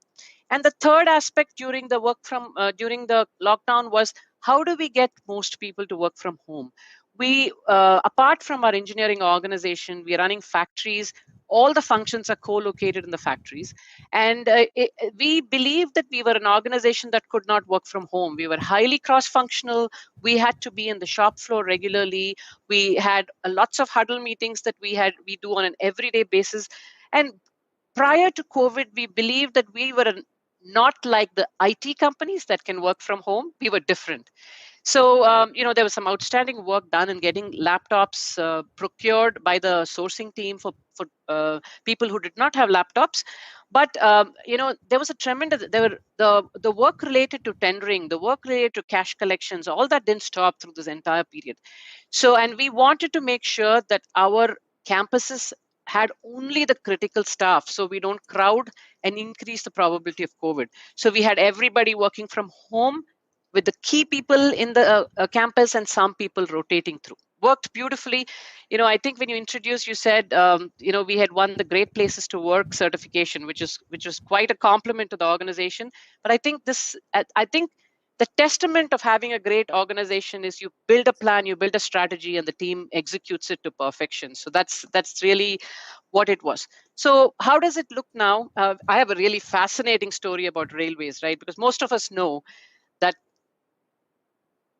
prior to COVID, 22 million passengers traveled every day in Indian Railways. 22 million passengers every single day. And millions of tons of freight was moved across the country every year. So we went from 22 million passengers a day to 0 passengers a day, and that's lasted almost a year, right? They slowly opened up. But till about November, it was really almost completely shut. So you can imagine what happened to our demand. We sell to both the end customer, which is Indian Railways, operators, the zonal railways, but we also sell to the production units. They stopped production. So we saw all our orders. We had a very, very healthy order book, all postponed to next year. So how do you manage in a situation like this, right? But the good thing, I think it's about, first of all, keeping a cool head, because I firmly believe in the principle of there are certain things that are in your circle of control, and then there are certain things in your circle of concern which you don't have control over. So when you really believe that this is truly coming from a demand reduction, there is nothing you can do about it. Then you stay strong, you convince your global organization that this is what it is. But you keep your ear on the ground to understand what's going on. As I look forward, I really do believe, because it's Indian Railways, they're not just a public sector, they're the government itself. And the focus of the government is on infrastructure. I really believe there is going to be a V-shaped recovery. We're beginning to see that. We're beginning to see tenders opening up, increase in demand. And interestingly, throughout that period, the freight part of the business increased because, as you know, Mr. Piyush Goyal and the Railway Ministry actually took the opportunity to drive freight away from roads into rail, because that's the part that makes money. The passenger traffic loses money. So what we were selling to electric and diesel locomotives was actually increasing, which means we had to have the plant running. So we had a very, very interesting 6 months between June and December. Things are coming back, and I just want to say that I think as a manufacturing industry, whether we're a large company or a micro, small, or medium enterprise, we're all poised, sitting on a golden egg. We are, as a country, I think, gotten to a point that we've developed a high level of competence over time. We have an interesting problem that's come about due to the China-US problems, as well as the COVID problems that most of the world wants to move away from China, and the clear alternative is India. We have a government that is focused around Make in India, Atmanirbhar, and driving the industrial segment, improving ease of doing business, etc.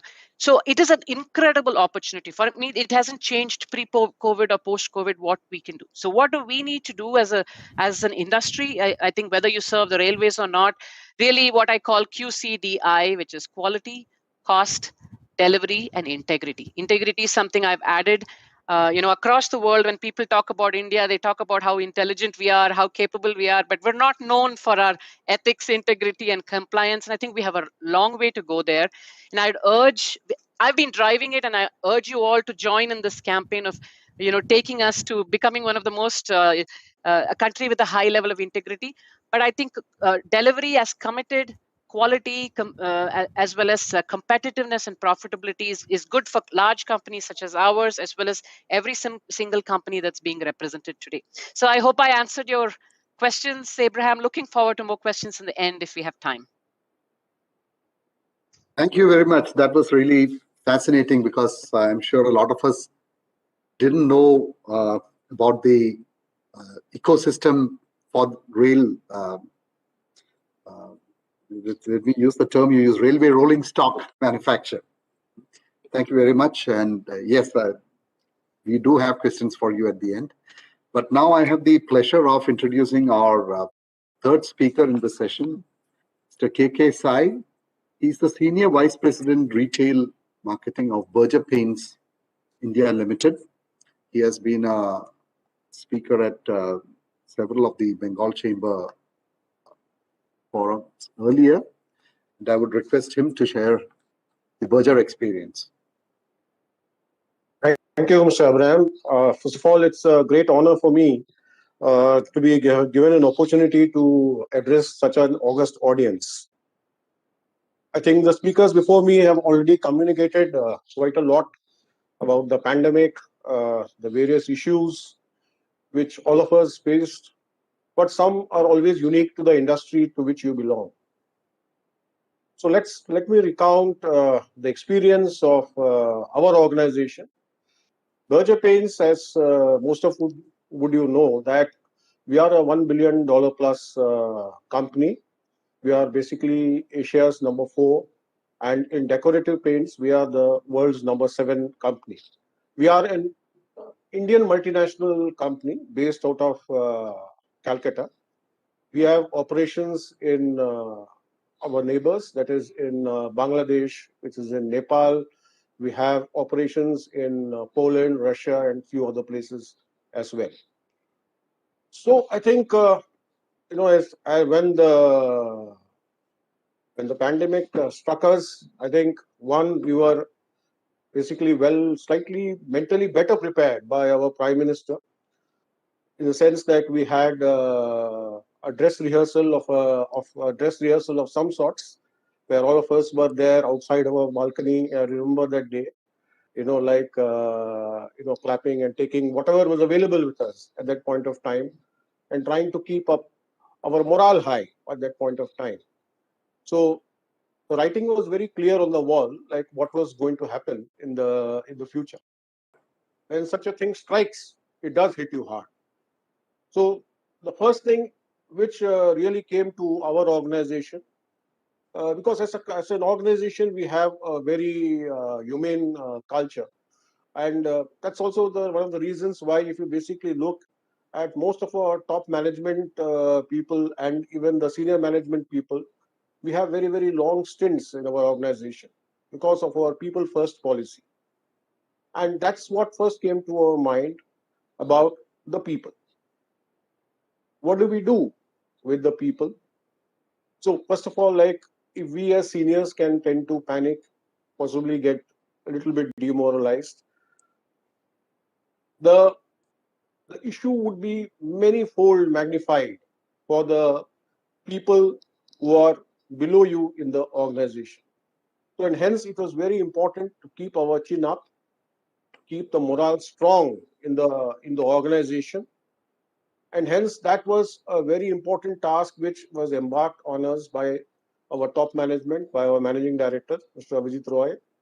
And we as the senior management took a lot of time in reaching out to our people, building confidence and morale in the people so that they could do a similar thing for the people working under them. So that's very, very important. Just by talking, it doesn't help, but it was basically, we also communicated certain simple facts. The simple facts is, one is of job security. In such a situation, it is important to communicate to the people, don't worry, we will be there to support. So there is no issue of anybody losing a job or even a thought of any pay cuts. There were zero operations in the month of April and hardly any operations in the month of May for the paint industry. So obviously, there was no revenue. But even then, we communicated to everybody that there is going to be no pay cuts. In fact, we did, at the end of the year, we did give a moderate increase considering the pandemic and the amount which hit all of us. I think it was a very fair increase given to the employees. So that's a very big reassurance which was given to all the employees.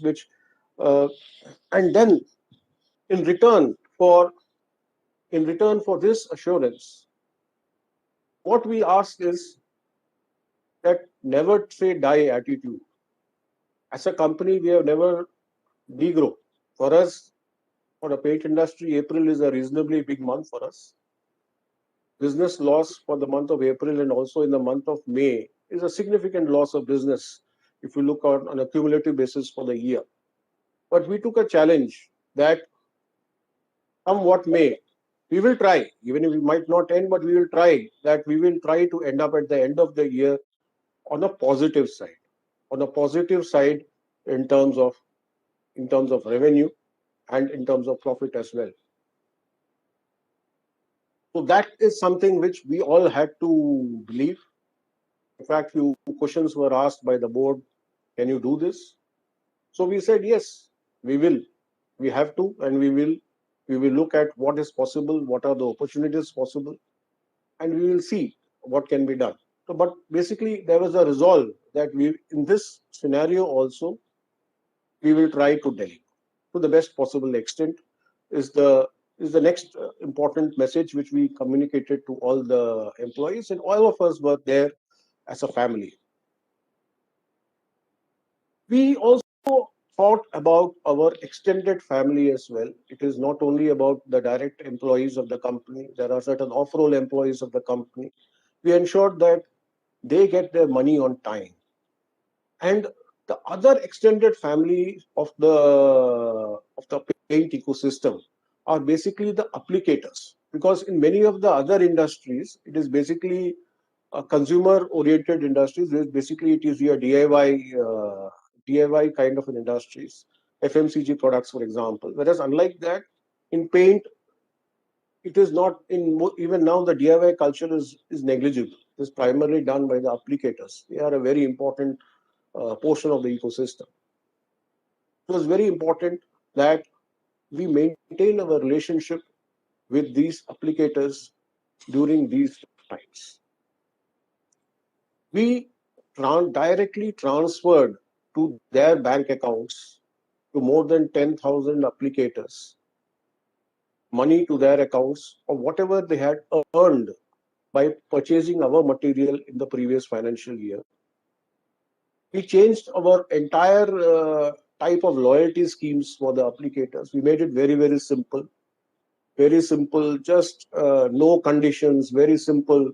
And we just transferred the money on a month-to-month basis, on a weekly basis sometimes to their accounts for the first 5 months in the financial year, till the point when people were comfortable and they said, no, we find now this is fine.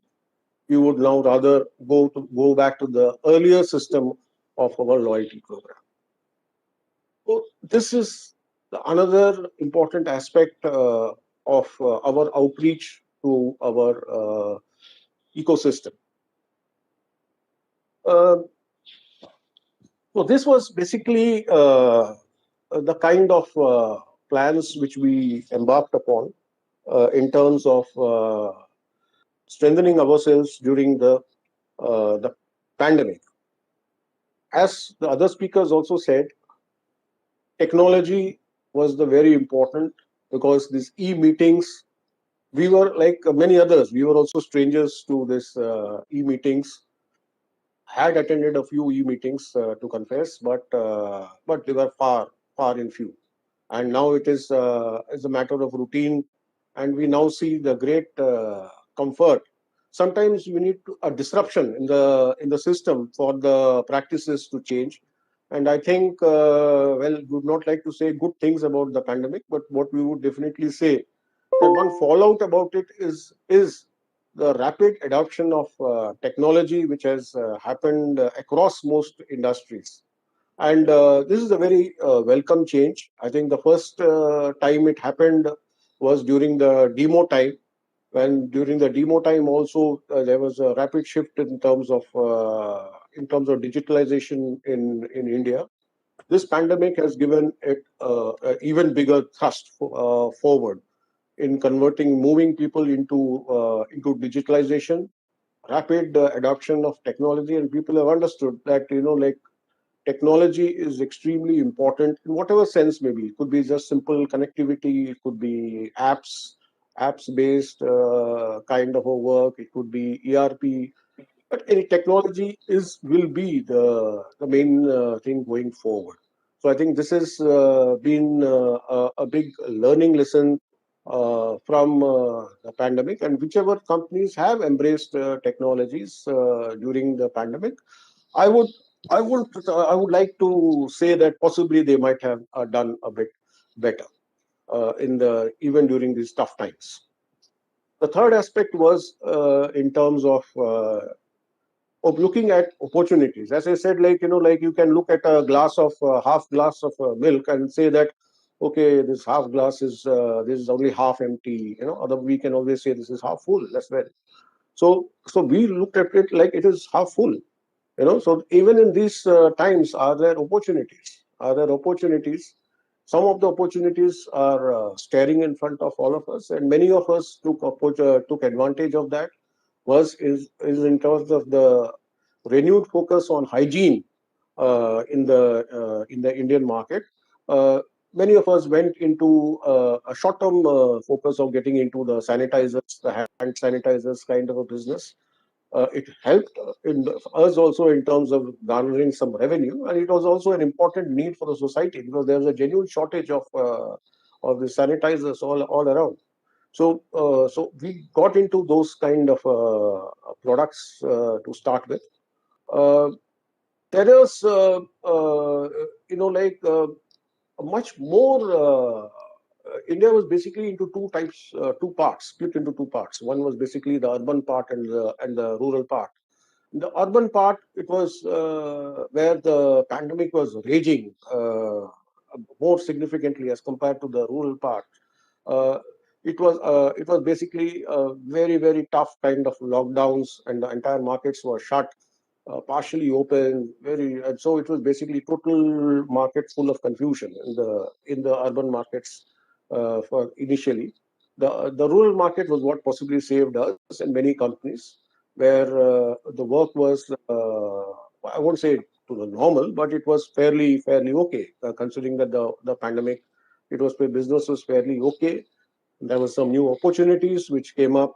The kind of products which we used to sell earlier and the kind of products which we started selling in the pandemic were different.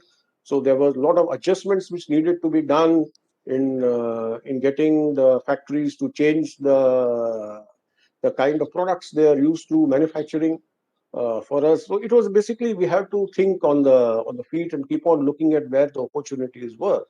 So, and hence the initial opportunities were more in the rural markets, and I think I think the paint industry took a good advantage of that particular situation. That helped all of us, I would say. And however, in terms of the city dilemma is there, where, like, including myself, like, used to hesitate if there was any kind of repairs in my house, like if it is basically a microwave is not working, or a fan is not working, unless it is extremely critical, it was decided, okay, let's not get it done now. Let's delay this for a month or 2 or 3 months. Let's let the pandemic get over. But then, it never got over, right? So we thought that the pandemic is going to get over in a month or 2 months down the line. But it was all a wishful thinking. It continued. So, and hence then then the thought process of the consumer had to change, including myself. So how long will this carry on? I'll have to get my microwave repaired. So I'll have to get somebody. I can't do it myself. So so I'll have to get somebody to do it. So you'll have to allow that entry of that person to your house. So what are the safety measures which are required? So these were the simple kinds of thought process which the consumers have, and painting is no exception either. So like painting by no thought process is what you call a need.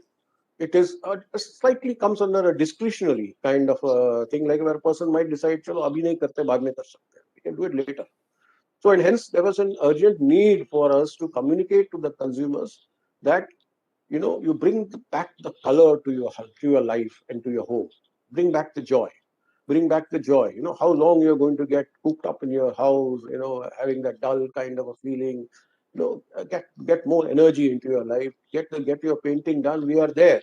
We have an express painting service. Earlier the promise was faster, cleaner and better. So we gave now the promise of faster, cleaner and safer. All the requisite precautions were taken, safety precautions were taken of the applicators. Their health was monitored, sanitizers were done. All the places, what was touched in the houses was sanitized after the work was done. So all the various measures, we created a special app in which the consumer could see, we could see in the office, and we can see the person who has entered in my house today. What was his temperature? What was his temperature? What were the checks which was done? Everything could be monitored by an app for the consumer, and hence, this helped in building the confidence in the urban cities. And slowly, towards the Diwali season, I think the business started improving in the cities. So this was the other important aspect. The third growth opportunity was in the hygiene sector. As we said, we introduced the product Silk Breathe Easy, which was basically a product. Because normally when we think of paint, we think of more of an aesthetics kind of a product. It looks very nice on your wall and etc. Especially in terms of the consumer, we don't associate too much of paint with terms of like hygiene and etc. People find it very, very difficult. And hence once you launch this product, there was a lot of skepticism among the consumers as well. But then a paint with the Silk Breathe Easy was a product which basically was not only antibacterial, it also was anti-COVID virus as well. In sense, like the walls where it was painted with Silk Breathe Easy could kill the COVID virus. Once the COVID virus was in contact with it, it could kill the COVID virus. So, and hence all the requisite tests and everything were available. So that's very difficult for an average consumer to understand. The third was basically, since all of us were spending most of our time indoors, our indoor quality of air is also very, very important. And this particular product has the capability to reduce the SOx and NOx gases as well as the formaldehyde in the air in your house. So this was a revolutionary kind of a product which we launched during the pandemic period, and we got very good response for the sales for this particular product, and it continues as well. So these kind of opportunities are there. We have to look at what are the various opportunities. There could be many more opportunities, smaller opportunities, like trends, like people going into DIY. So like many people were trying to just paint a wall, do it themselves. So these were some trends which were emerging. So like as a paint industry, though it won't basically get us big business, but we did launch products in these segments as well to take care of the customer needs in these segments. So these were the kind of challenges which we faced, and then we overcame. And lastly, like our commitment to the green platform continued in even a vigorous way during the pandemic. In the paint industry, as you all know, like we had taken a decision long time back not to make any products with lead, mercury, or any of these heavy metals. That was a voluntary declaration by the entire paint association as well. Then we went into as a paint industry and industry majors to get into low volatile organic component emission kind of products, low VOC kind of products. So this we accelerated the development of these products and launches of such products more into the market. We are the first company in India to have done a life cycle analysis of our products and also what is called the EPD declaration, for which if people use our products, they can get for the green building, you can get your rating points. So these are the kind of commitments as an organization to be a green citizen. So like this, it was. So there are many such commitments which was done in our factories. Many awards which our factories got during the pandemic period from the government of India for many innovative practices for energy savings, in our factories as well. So these were some of the steps. There are many more, but I thought these were some of the few significant steps which we took as an organization during the pandemic period. Thanks a lot. Thank you very much, Sai. I think the way you exploited opportunities during the lockdown is really inspiration for many of us. To the audience, I forgot to give a detailed introduction of Sai, so we've already heard him, and we know that he's a very experienced leader.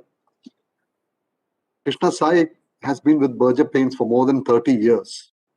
And in those 30 years, he has worked across divisions in Berger and held assignments in decorative and industrial business lines across geographies. He's a BTech in Chemical Engineering from IIT Chennai and MBA from FMS Delhi. Under his leadership, Berger Paints is consistently featured in the prestigious Brands Top 75, India's most valuable brands, and also featured in the Forbes Super 50 companies list.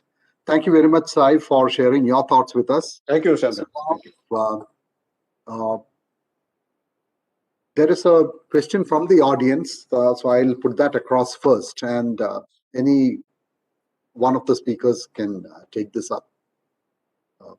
What has been the most gainful lesson that this pandemic has given the opportunity in spite of all odds? I think basically, what has been the single most important lesson from this pandemic? So who would like to take it?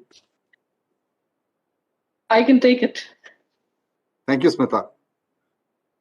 Right. So I think that's a very, very meaningful and valid question, which we ourselves have been asking to our own selves several times. So what has been the most gainful lesson during this pandemic?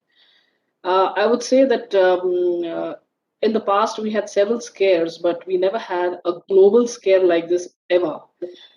During this time, the I would say strive for survival and the strive to be safe was so very intense that people tried their level best to really make it possible.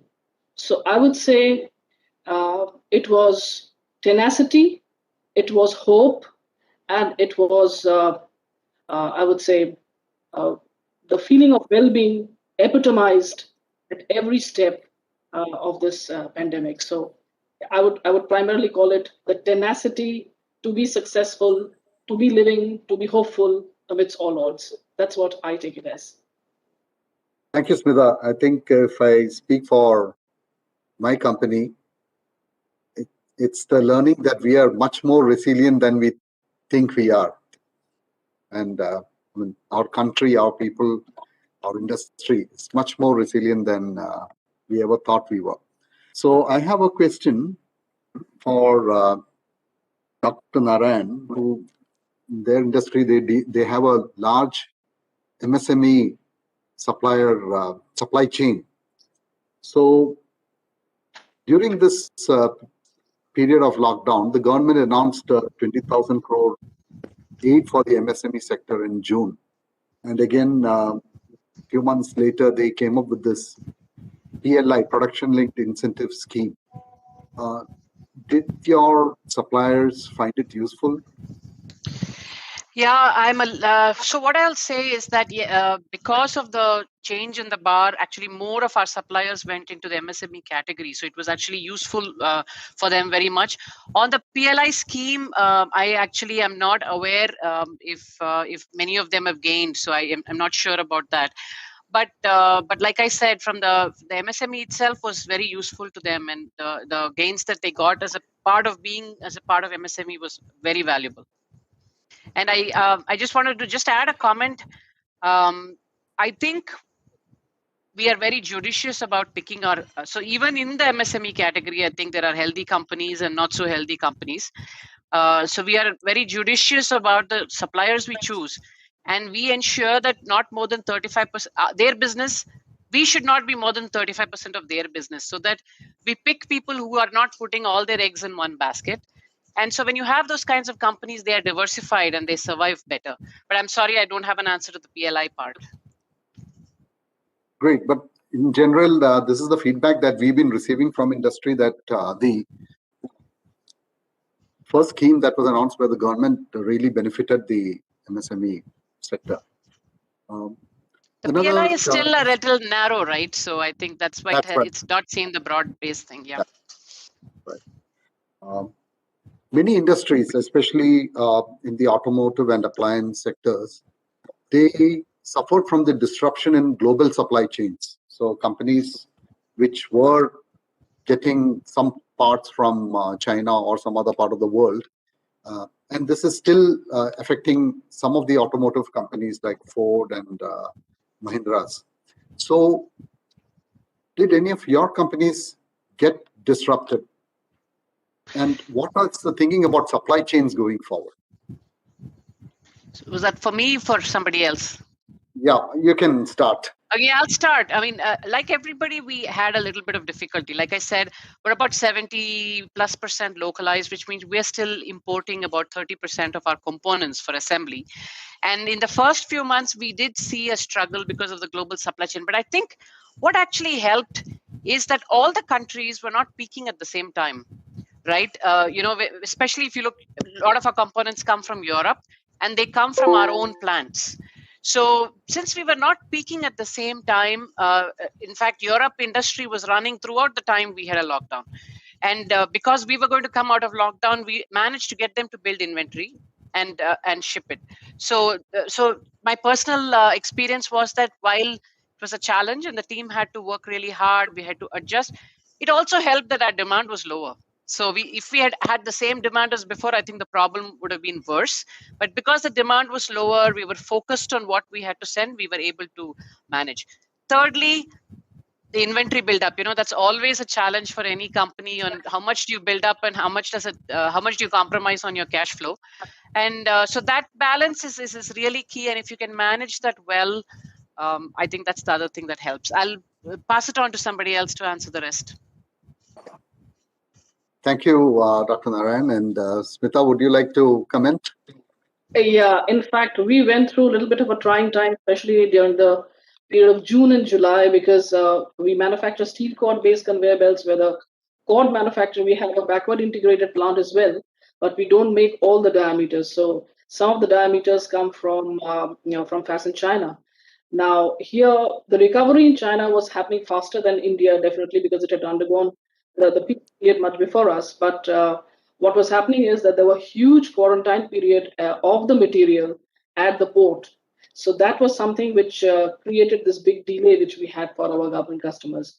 But I would say, fortunately, by first week of August, this was sorted out and we started getting the supplies from China, I would say, with less interruption. And that has been continuing till date. So we are basically a company who's basically, with regard to steel cords, very much self-sufficient, but for certain diameters based out of few countries, like even rubber we get from Thailand and some other places, where it was, I would say, not that big of a topic. But this was that 3 months we had a big delay. So we could overcome it only after. Thank you. And Sai, did you? I think we were no exception. It was a very, very tough time for us. It was fortunate that we started off the year with good opening stock in terms of our products. And since there was no sale in the month of April and in May, and the market was slowly picking up, so we had a little bit of a buffer time to manage, but it was a terrific effort from the part of the back end team in terms of the supply chain to do micromanagement on a daily basis, to look at alternate vendors, to understand what are the problem areas. It was almost like a day-to-day firefighting. It was like a war room almost on a daily basis, where the top management had to work to ensure the supply lines were running. So it was a very, very tough time. And to one of the questions which somebody asked, one of the important things which has come about of this pandemic is for the managers is to manage the gray. To manage the gray portion has become much more important, because earlier the situation used to be more whether it's a black or a white in a majority of the cases. But now with this kind of a pandemic, I'm not sure like what is the future going to be. It is going to be always going to be in an uncertain world. It is always only going to be the degree of uncertainty. So managing the gray areas better is the hallmark of the better companies or the better managers, I would say. And in supply chain also, I would say that possibly we did a lot of work in managing the shortages in terms of the supplies. Thank you, Sai. There is one more question from the audience, from Mr. Ajay Raman. What improvements did your company bring in the MSMEs you are dealing with in terms of cost reduction, quality improvement? So it is not directed at any particular speaker, but anyone can take it up. Sure, I can start. So the way we partner with our suppliers, like I told you, for Wabtec, our suppliers are our extended footprint, because it comes key between the design and the assembly phase. And we have something called a Wabtec Supplier Excellence Program that we drive in a very comprehensive manner. So from newsletters to so many, we do a lot of things. But one of the things that we actually drive significantly is that our quality programs and our EHS programs that we do for our shop floor, we actually drive it in our preferred suppliers. So our suppliers are broken into preferred suppliers and others, and the constant quest is to increase the preferred supplier bucket, and they are literally treated like an extension of ours. So we have our supplier quality team that spend many days at the suppliers simply driving their process improvements, productivity improvements, etc., which drives their cost and competitiveness, it's kind of a win-win kind of an approach. So I think the key part of this whole thing is partnership. Instead of thinking I'm a customer, you're a vendor, I'm going to beat you to pulp to get me the right price, the vendor is thinking, okay, you want the price, I'll give you, but I'll do all kinds of things and cheat. Instead of that, it's a partnership where whatever benefit comes out of it is divided, and we really drive improvements. We've got examples where we have taken our suppliers' yield in casting, for example, from 70s and 80s% to 95% by using some of the techniques that we use to drive our own processes. So it's a very comprehensive approach. It's a holistic supplier development program that is driven by the sourcing team, the supplier quality team, as well as the supply chain or the buyers themselves. Thank you. Thank you, Dr. Narayan. It's wonderful to hear the way Wabtec partners with its suppliers. Anybody else would like to comment? What I would say is, we have very, very long associations and relationships with our suppliers. And it is not, so I would rather call them as preferred suppliers or vendors.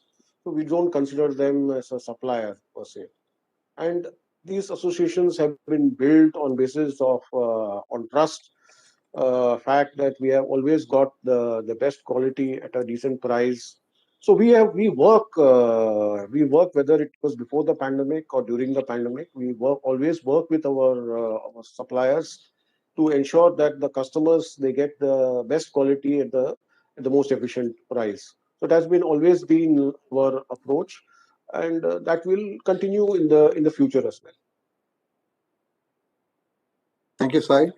Smita, would you like to add anything Okay, to that? I would just like to add that though of course from the supply chain point of view, our supplier basically the base that we have, the MSME is a small portion of it, but nevertheless a very critical and I would say a very integral part of the whole process. What we ensured, because the quality process is something which is unique to all suppliers, so that's something where the processes are very well defined, where intake of material is concerned. But during this pandemic, what we found is that these suppliers were finding it difficult to supply elsewhere. The demands were low, but for us, since we went through peak productions right from June onwards, so it was easy for us to really keep having the intake which they used to supply regularly, payments being made regularly, and some of the sanitization programs that we have also extended to them. So that was something which we could really do that as a part of making them entirely a part of our team during this period as well. Thank you. So I have one last question to the panel. That's a general question. It's about how we continue to work in the future. Are we going to see 100% work from home, 50%, a mix of work from home, work from office, 100% work from office? What are your thoughts about this going forward? I'll start because I feel very passionately about this topic. A lot of companies are announcing that in the future they're going to move to work from home. I actually believe that one of the main reasons most companies survived and did reasonably well during this last year is because people have worked together. I think we should never underestimate the role of relationships, especially in an organization that is very cross-functional in the way it does business. So while we can never probably go back to full-time because we don't want to generate more office space, there's an opportunity to not create more office space. I really do believe that there has to be a mixture. People do need to see each other face to face. People do need to interact face to face. We have to get back to doing the offsites, doing the conference room meetings rather than the conference call meetings, because I do believe there is a huge difference in how relationships get built. And I was actually attending a talk, and one of the things that professor was talking about is that when somebody's on the phone and let's say they're overworked or stressed, they will never bring it up to their boss over the phone or over a call. That is usually done hesitatingly in person. So, to manage stress, to improve cross-functional collaboration and teamwork, I think it's going to be a mixed model, and that's what I intend to execute in my company. Thank you, Dr. Narayan. I can see that Smita is bursting to speak. So, Smita, you can go ahead. I have a similar opinion as Sujata. I would say that things are going to be mixed. The model is going to be mixed. But one thing which I would like to mention here is that when we look at work from home and when we have also seen people physically in office, yes, the connect is always much better when you are there face to face in person. However, we also need to appreciate that there could never be a model by which we could have ever imagined what we went through in 2020. So this is something which will continue to stay in many of the places, not primarily out of cost, I would say, but also in terms of certain efficiencies that have been derived out of it. I mean, today when we look at learnings and when we look at exchange of thoughts, certain programs I've seen where we could never get those speakers, physically present. We could get them online, and we could have really the privilege to listen to such teaching classes. Look at the education sector. I mean, this is something which is primarily surviving only because where we are having this online models working. So I would say it has its advantages, which has reached its peak during this period, and it is yet to stay. However, it can never be a complete, I would say, imitation of the meeting in person of being. So it's going to be a mixed model for sure. Yeah, from my side, like from the company's perspective, it's always going to be a little bit of change from what it used to be earlier. It's all big nostalgia for all of us, like when this pandemic will get over and when the face-to-face meetings will start. Because I also genuinely believe that, like face-to-face meetings are very important. Possibly not all the time, like the way which we used to think earlier, but sometimes it is good to have these face-to-face meetings so that, a much better output comes out of such meetings. So it is going to be a mix of the two, in sense like, but it's going to be majority in our organization. It will be like back to work from office with a little bit of balance of working from home. Other changes which is more likely is to happen is in terms of the way which we interact, sitting say in head office or as a regional offices with our people in the field or below. So there earlier we used to move quite a lot, like meet, travel quite a lot and meet.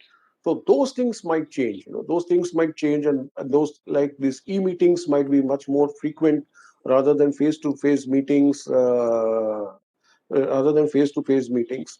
So I think those things might change faster, is what I believe. And if you ask me personally, I feel that work from office is far more productive than work from home. I have had enough of this. It has really breaks your entire schedule, totally throws you out of gear. I was much more comfortable having my personal life and official life neatly segregated into two. So I really look to get back to that old times once more. Thank you. Well, thank you, Sai. And that brings us to the end of this session. I would like to thank all the three speakers for a really engaging and informative discussion. And on my side, I also believe that face-to-face discussions and meetings are much more enriching and productive, and I'd love to meet you all face-to-face the next time BCCI has a program like this. Thank you very much, and I'd like to hand this over back to our chairman, Mr. Dev Kumar Basu. Thank you very much. Thank you. Thank you. Thank you. Without face-to-face, I don't think you can. Yes, we can hear you. I don't think you can see the body language, which is most important. It is not the communicative language, it's the body language which works in life. So really, just e-conference and e-communication is not life. Life is something more than that. That's my feeling. Thank you, Mr. Basu. So we'll conclude this session and move on to the next. Thank you very much. Thank you. Bye-bye. Bye-bye.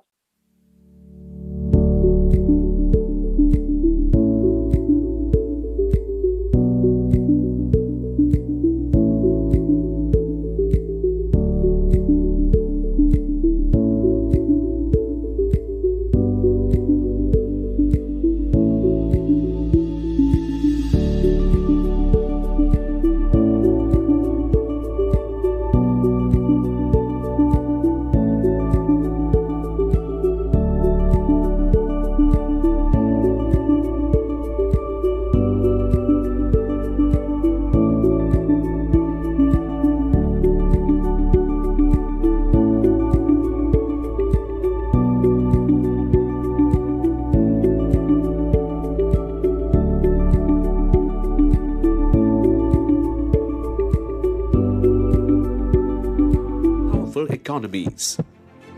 The Mittelstand, as SMEs are called in Germany, comprise 3.6 million world-class specialists in specific categories and segments. Japanese SMEs form part of an elaborate framework for world-class automobile, electronics, and machine enterprises. Nearly 30.2 million SMEs form the backbone of the US economy. The private sector in China, mainly composed of SMEs, accounts for 90% of all businesses and makes a contribution to over 60% of GDP. Today in India, SMEs account for 45% of industrial output and 40% of the country's total exports, generating employment for 60 million. By year 2025, 50 million enterprises could be the growth drivers for a 5 trillion economy. What would it take? Indian SMEs need to embrace new technologies and processes to develop and sustain a global competitive advantage. Automation, cloud computing, data analytics, Industry 4.0, 3D printing, with the thrust on transport infrastructure, railways, power and renewable energy, opportunities abound. The electric vehicle market is largely untapped. India is expected to command leadership in EV space with a projected share of 30% of new vehicles sold by 2030. Defense and aviation sectors are throwing open requirements for indigenization of spares and components. In food, in agri-businesses, SMEs hold the key to inclusive growth and play a critical role in India's future. With Make in India as the buzzword, the future of manufacturing is exciting and full of potential. Let's own it together.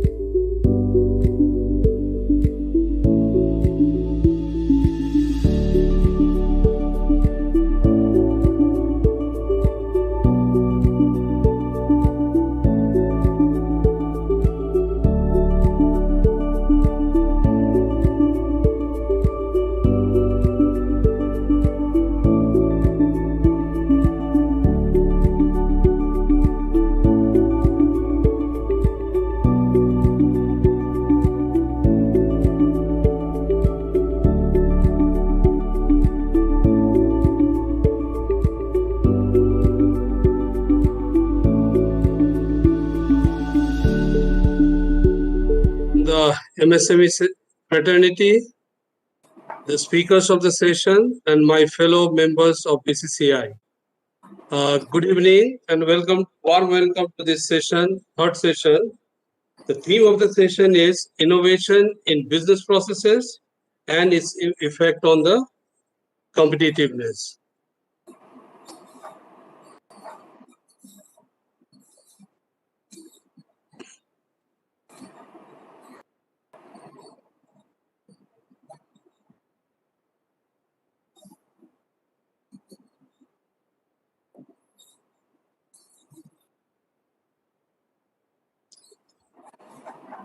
I think there is some echo, but I don't know why it's happening.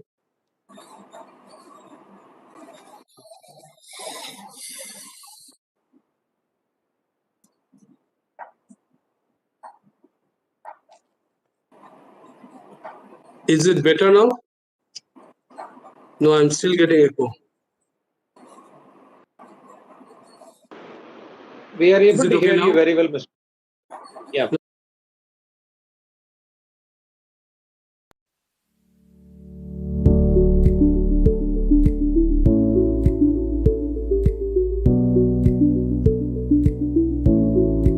Competitiveness.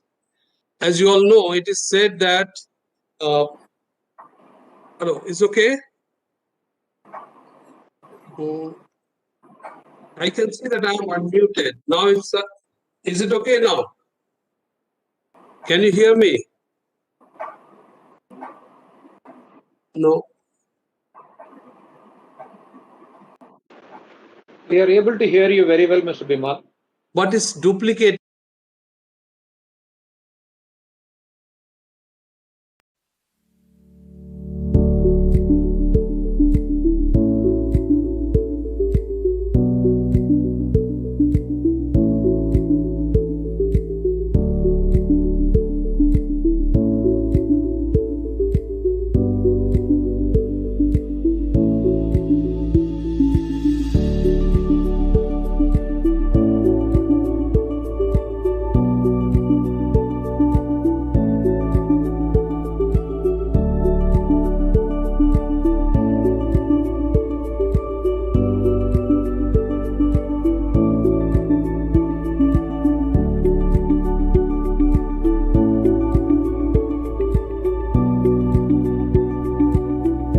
Day. The theme of the session is innovation in business processes and its effect on competitiveness. We have 5 very eminent personalities from industries this evening to deal with this subject. It is said that with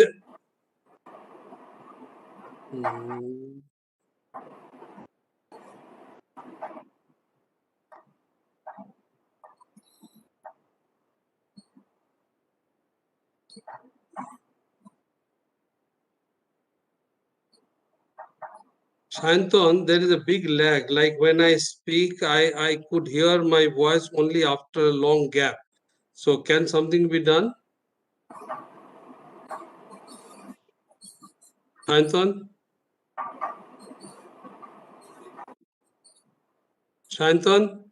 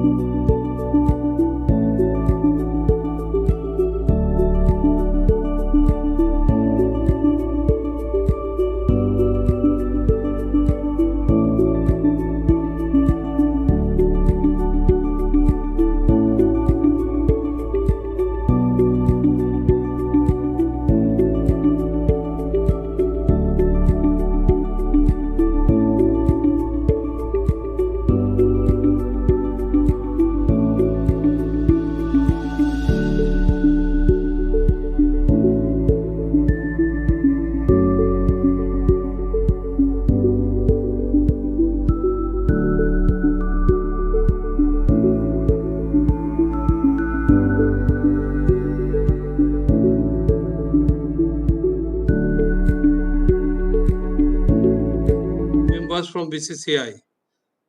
A warm welcome for the third session. The theme of the session is innovation in business processes and its effect on competitiveness. We have 5 very eminent personalities from industries to deal with the subject this evening. It is said that due to the rapidly changing business environment, only way to survive is keep innovating. Cheap labor and economy of scale can no longer probably have built the competitive advantage anymore. Organizations have to develop a culture of innovation. But at the same time, innovation did not be radical all the time. As you know, innovation itself is an evolutionary process. Developing, nurturing, and managing innovative and creative abilities in a systematic way only can enhance the competitiveness of the organization. Innovations has to be done in all the 4 fields of the business, that is product innovation, process innovation, innovation in the marketing efforts, and also organizational innovation. So once any company are able to take care of all the four, then only they can think of maintaining the leadership role in the industry. I am glad that today we have a very good mix of participants. There are participants who are from production and the process area. We also have someone who is a marketing area, from marketing area. And also we have people from automation and the IT areas. All the team members come with a very rich and long experience from the industry. I welcome them once again for this session today. What I propose is that we have about 60 minutes for the session. Each one of the speakers should take about 6 to 8 minutes to express their views on the subject. And then at the end of the session, I have two basic questions, and that is something related to the MSME, that is innovation a must for survival of the industry? If yes, then how MSMEs can think of surviving in future, because due to their weak financial conditions, they are not in a position to attract the talents who are capable and also competent enough.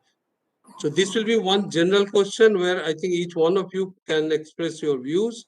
But before that, we'll go ahead with individual deliberations, which should be limited to 6 to 8 minutes.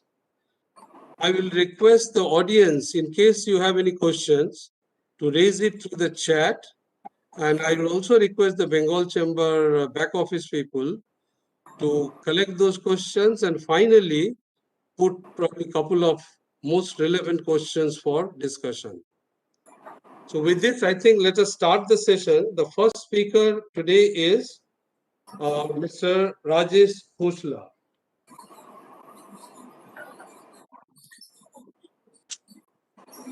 So, Mr. Khosla is actually Vice President Manufacturing from Excite, having about 24 years of experience behind, and mostly in the operational excellence area.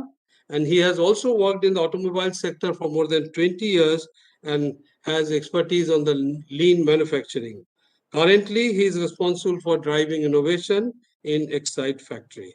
So yes, Mr. Khosla. Okay, good evening all, and thank you, Mr. Sarkar, for the kind introduction. So I'm going to lead you through a small presentation, which is going to talk about the innovation in business processes.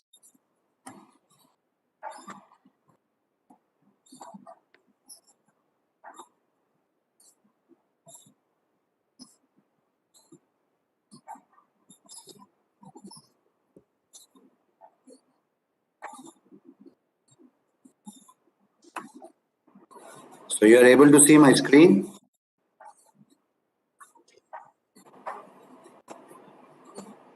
Little delay, I think. Is my screen visible to all? It's coming up, Mr. Khosla, not yet visible.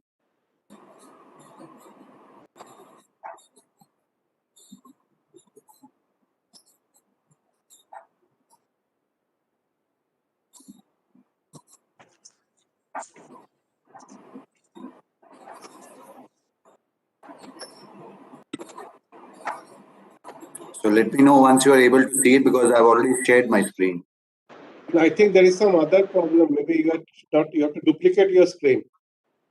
You can see your mouse cursor, but you cannot see your screen. Maybe it is going to some alternate.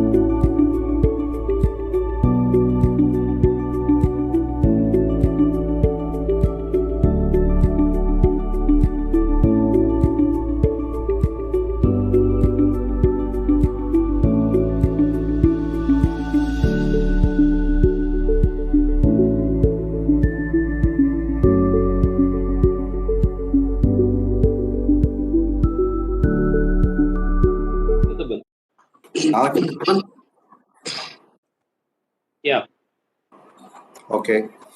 So my topic for today is on manufacturing execution system. So I'm going to talk a little bit about Industry 4.0. This is a disruption in terms of what Excite has also started, wherein we thought of bringing in this the fourth revolution of industrial practice into our manufacturing processes.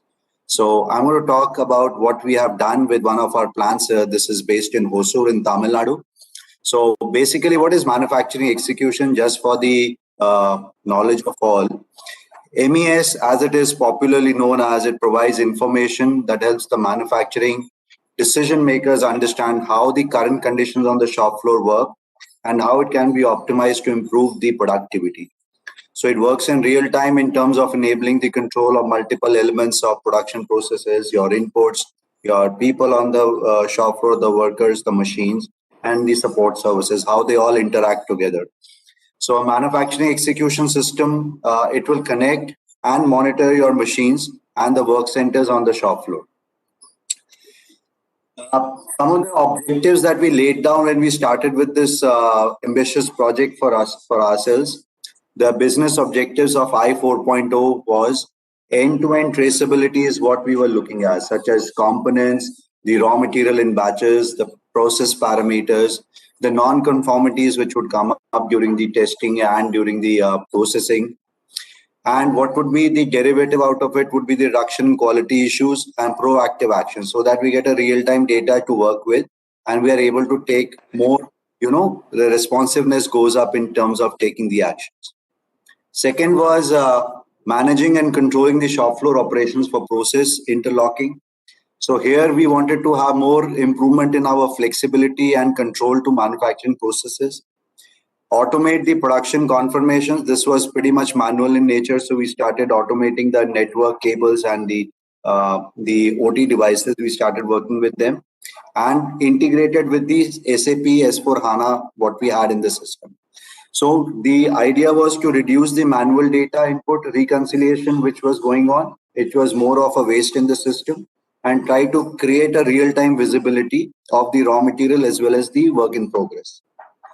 Enable statistical process control. This is something which we were not doing online. It was more of an offline kind of a process for us.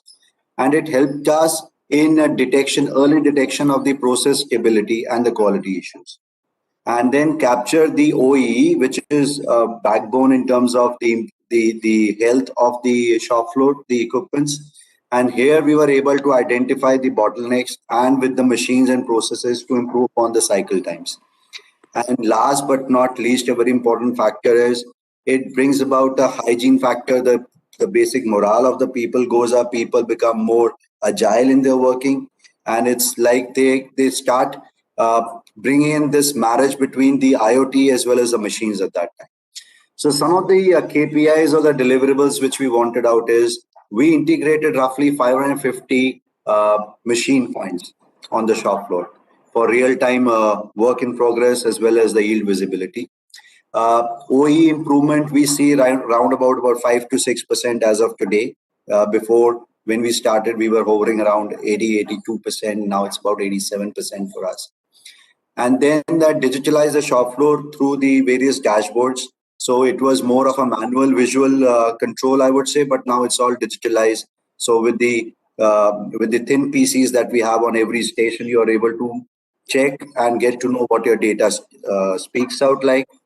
Batch management in serial management, we had a lot of issues with the traceability earlier on, but now the traceability aspect is much more accessible, and it's easier for end-to-end operations to see, and it helps even during your field failures to help monitor and go back to the chip level where the whole issue occurred for us. Continuous quality monitoring, non-conformance detections. So there was a reduction by about 5% in the rework as well as in the scrap. Improve workforce productivity through automation of the shop floor activities. So as I said, with this OE going up, so we also saw an improvement in the cycle times for ourselves. Production data, so we had a lot of people I would say there's been a reduction of about 12 to 13% people in terms of the productivity we generated out of this whole activity. So we were able to weed out that much of workforce and put it onto more productive areas for ourselves. And for sure, it helps in having a more paperless and a more efficient digitalized system on the shop floor. I'll give you an example how it was all working for us. So what I showed till now is what we envisaged to do and what were the dashboards that we wanted to monitor and derive the benefit out of it. But just to give you a flavor of how it actually works on a day-to-day basis, I'm showing you an aspect of traceability. So since lead is the integral part in our battery manufacturing processes, so we have the traceability right from the vendor lorry when it comes inside the factory gate. So the vendor, it has a batch linked to the batch number. The vendor batch is linked to the inward batch number. And then in the lead yard, you have this batch creation through your extended warehouse management, EWS. So he scans it from that scanner and he's able to place it onto the location based on the system, what it designates. It will not allow the overloading in that area, and it helps in the FIFO as well in terms of the movement of the material from that area. So lead yard batches are then split into small batches, which is what gets issued to the shop floor. Your lead, what you get is more in terms of a month's requirement or a 15 days requirement. And then it is broken down into your shop floor orders. So scanning of the lead, going into the melting pot, again, you are able to scan it. What was a batch of the lead which went into your melting pot? And then the shop floor order is a complete order, like it is for a week or a month. But then for each machine, we create an order, which is what the machine is capable to produce for that shift. So we go down to a shift level and create these shop floor creations over there for ourselves. And then after the production has been over for that machine and all, we put it onto the inventory onto the skids. And then the skids would also have this, what I've encircled is a barcoding, which will link it to what date, what shift the material was produced. So it also gives you a control over your inventories, when your inventory was produced, and then you are able to, monitor your production schedules accordingly. This is what happens when it goes into the shop floor, and then how it works. When I talked about lifts the morale of the end, it's not the firefighting. You will still have those fire issues, but it will not be linked to more of your manual issues. So what happens out here is an operator will inform the supervisor if there is a mismatch in the production count, and the shop floor operator then takes it to the supervisor who looks into the system to understand the issue. And then he informs the device team if there is an issue with the on the thin PC, if it is giving an error. For example, it might give an error on the PCC check may not be done, or the weight may be out of control. So the device electrical team will reach the spot and check the sensors and takes the appropriate action. This happens from the device team. And then there is a full-fledged MES team, which is your manufacturing execution system team. So this checks what went wrong with your whole system. And then this is how the loop gets closed. Possible implications: operator not able to confirm the stock to system due to a count mismatch, and manual counting is required to find the accurate count of the stock. So due to lack of stock in system, next production orders cannot be planned. So here you are able to ensure that you do not have the manual intervention to cause errors in your or a variance in your system. So it also addresses the cycle count or your variance in the system by accurately counting the count of the stock that you have. Possibilities could also be that not able to check the stock in the system, huge stock piled up due to sensor malfunctioning. This also happens at times. So then at that time, Khosla, can you conclude it in another 1 minute max, because it is 8.5 minutes already? Sure, I've got just one more slide to show after this. So the shift of the OE impacted, delivery timelines impacted, supervisor losing trust on the system. So supervisor looks into the system to understand the issue and reports it to the device. And then the sensors, you get to check what are the issues with your sensors, and you rectify that, and you are back to working with your support team on this. And MES team then looks into the system for the debugging in terms of the network issues, your data mismatch, or your device issues.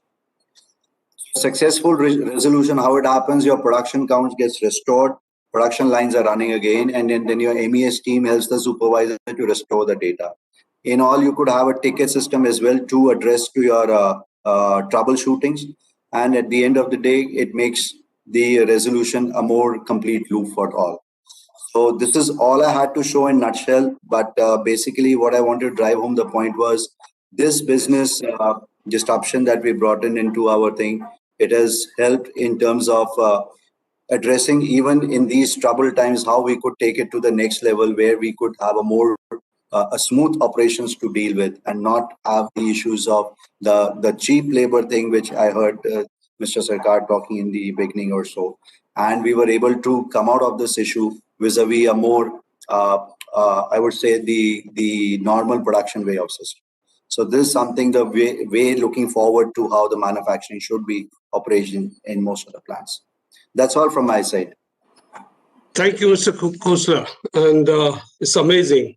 Only thing, few things, I think we'll take the questions at the end of the session, but you can note down few things like what was the cost reduction overall, and probably what is the ROI of this system, so that if anybody willing to implement it in their own system, how much is the ROI supposed to be? And by the way, how old is this system implemented by now? How many years? It's been 1.5 years. 1.5 years. Fantastic. So thanks once again, and I think we'll come back to you at the end of the session. Right. Second speaker of the day is Mr. Purti, I guess. Yes, Mr. Purti, who is the Chief of Marketing, Branded Products, Tata Steel. Mr. Purti is a mechanical engineer having more than 23 years of experience in the industry, and he was actually leading the business excellence of Tata Steel as a chief also before some time. In his current role, he connects to over 8,000 SMEs customers across 80 micro segments and through 75 channel partners. I believe this initiative of Tata Steel is also not very old, and this is a kind of innovative thoughts which one can have in the marketing field and which I was referring to. Mr. Purti, please go ahead. Yeah. And I will again request to you then try to restrict it within 8 to 9 minutes max. Thank you. Go ahead, please. Thank you very much. Thank you, Bengal Chambers. Good evening, Mr. Sarkar, fellow panelists, and dear audience. The need for being competitive for MSMEs, it is an understated statement.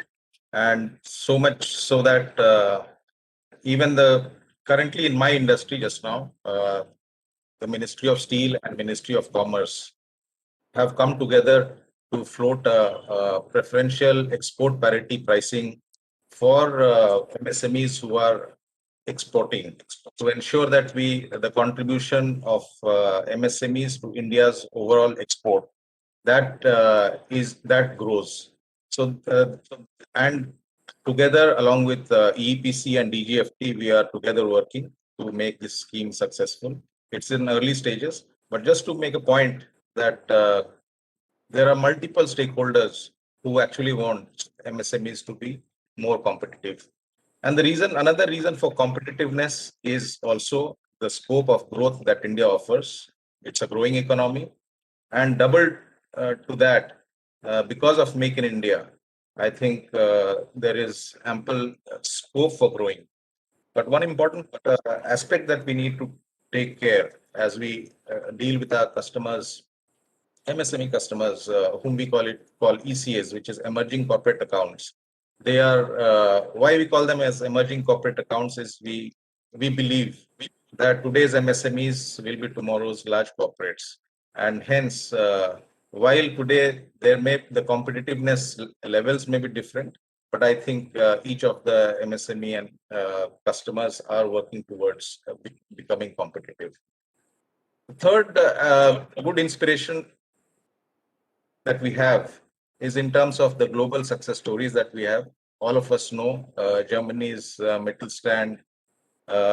They have done well because of technology. They have embedded innovation and the diversity of industries that are there. We also have examples of Taiwan, where we find examples of entrepreneurship embedded with innovation and a strong marketing setup for the SMEs which are there. So I think innovation is something which is important for competitiveness of SMEs. To the point which Mr. Sarkar mentioned earlier, I would like to stress on that. And when we speak on innovation quickly, innovation for us straddles across, developing an innovative concept to implementing that innovative concept and then scaling up the business or a successful concept. So usually, many a times as entities, when we say where do we start, should we focus more on the concept or the idea, or should we start on the building of the prototype and testing, making it successful, or building a business model? What we have learned over a period of time is innovation management needs to be a structured process. There is another thought that comes to mind when we undertake an innovation journey in any company is, should there be an innovation team? Should it be, how big should that be? Should it be a one person? Because an MSME would want one person as a champion for innovation. A large company may want a small team of say 5 to 10 people. But that is an important question that remains to be answered for anybody who embarks on a journey of innovation. But it's important that whether it's a one person championing or a small innovation team, it is important for seeding, but that does not end there. For success at business scale, it is important that innovation as a culture is promoted across the organization and it touches every function of the organization. So that is the second aspect that we should keep in mind. And all of us will agree that, trying to be different, trying to be innovative, trying to be recognized is a human need. And this very human need can be converted into a value and a mindset, in a pioneering mindset in the organization, and which is something which we can tap for building an innovative and a pioneering culture. In Tata Steel, we have done this. We have set up a small team called Innovent. Innovent as a word means innovate and implement. That is how the word Innovent comes. And this Innovent team acts like an incubation center. It has a bunch of intrapreneurs, what we call, and successful concepts developed by this bunch of intrapreneurs are handed over to new business development teams who focus on business building, scaling up the business. And many new businesses have been initiated, like we have the services and solution business, which are doing businesses like Pravesh Doors, Vista Windows, Nesting Housing Solutions, AgroNest, Smart Agri Product Warehousing Solutions. So these are all steel-related solutions which have been developed. And also another new business called the New Materials business, where through the fiber reinforced polymers, we are catering to evolving needs of, say, railways, boiler, pressure vessels, and also another material called graphene, which is used on steel as well as on fabrics. So what we believe is, and why we are referring to is as innovation leading to new businesses, because innovation is only when the cash register rings. And we have seen a good start of revenue generation just now. It's at an initial stage. And going forward, these new businesses will contribute to a significant share of Tata Steel's revenue. Now, coming back to innovation impacting core processes, I would say innovation first of all should go beyond core processes. And before even coming to which process we should innovate, I think first, often people say that where should we start? What should be the starting point? And there are two favorite points to start. One is a unique customer insight, if we have, or we have a solution to a big customer problem. It's a good start, and what we call as a customer in innovation. And the second is having a breakthrough or radical technology which creates a brand new market around that. So these are the two good starting points. Coming back to innovation on business processes, let me first start with a non-core function. I think this subject was slightly touched upon in the previous session of also, but I would like to detail it a little bit. In a non-core, for example, if we talk of a routine process called procurement process, it may not be a core function in many of the organizations. But when we look at this, usually the notion, it starts with the notion of what is the cost of procurement. And if we actually look at innovation and competitiveness around this area of procurement, there are many, if we shift from raw material cost and shift to, say, integrated procurement integrated to the shop floor operations or to the finished product that is being sold, then this entire paradigm changes to very valuable concepts like the total delivered cost, the total cost of ownership, lifetime value of products, carbon neutral products. And these are very important for enhancing competitiveness, both domestically as well as globally. If we, as MSMEs, we want to be have a share in the export market. A small tool I would like to share on raw material buying. Raw material buying for many of our customers now extends to the shop floor. So the procurement guy is not looking at just a transaction with the supplier, but it's connecting the supplier to the shop floor. And this program is called the Value in Use program, which Tata Steel brings for the MSME customers. It helps create cost differentiation, savings for the customers, and helps them be more competitive over others in their particular segments. The way we do is we involve domain experts, highly experienced team members from R&D, product applications, and sales. And we use a single firm value identification concept, where through joint workshops, we identify problems we do at the customer's shop floor. And in terms of solutions which are found jointly, typical ideas include, like, I would give examples from steel industry, like weight reduction, the steel blank optimization, part deletion. Some of the parts may not be adding value to the MSME customers, fine end customers' value. Grade changes, thickness optimization, strength applications, different RMs could be used in lieu of one another. The MSME customers' process optimization itself could be an area where we jointly work. So this is somewhere where the procurement guy, who was earlier buying just the steel, is now connecting to value in the shop floor and beyond. If we come to core process, since I am from the marketing side, I will just like to take one example. Of late, many organizations are attempting, creating enriching customer experiences across the customer's journey, which today has started spanning across the digital. You need to be a little brief now. Another half and the physical touch points. So while the large part of customers' journey is on digital, it is not 100%. So hence, it is important that the physical touch points also are given enough focus in terms of creating customer delights and moments for the customer. One last point I would like to mention is innovation is not possible single-handedly for any organization. So it is important to build ecosystem. And the ecosystem, what I say is in terms of 3 M's, which is in terms of mind, management, and money.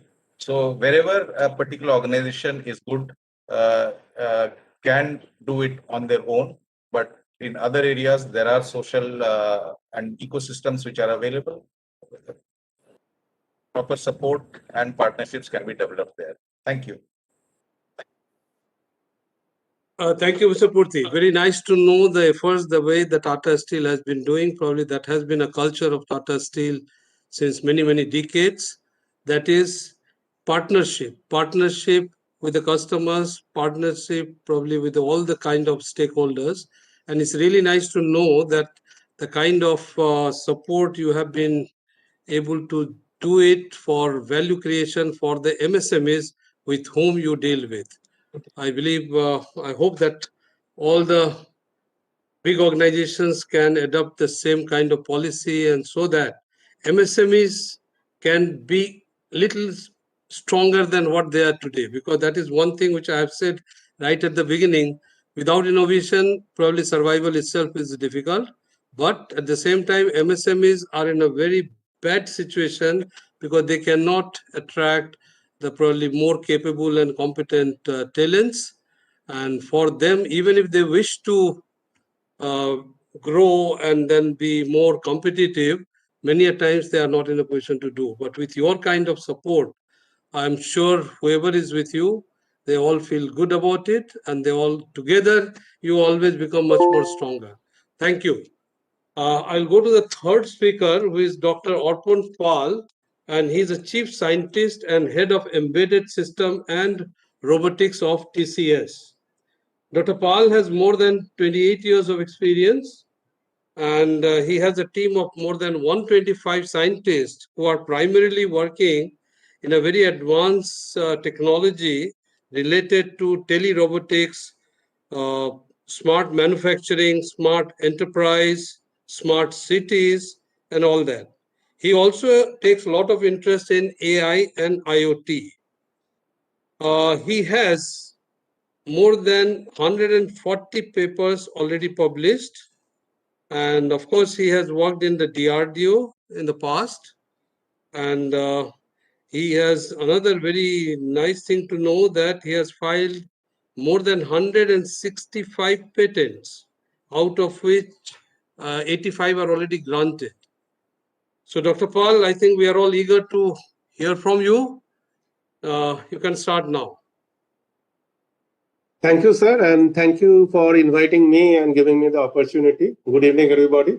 So let me just share my screen first.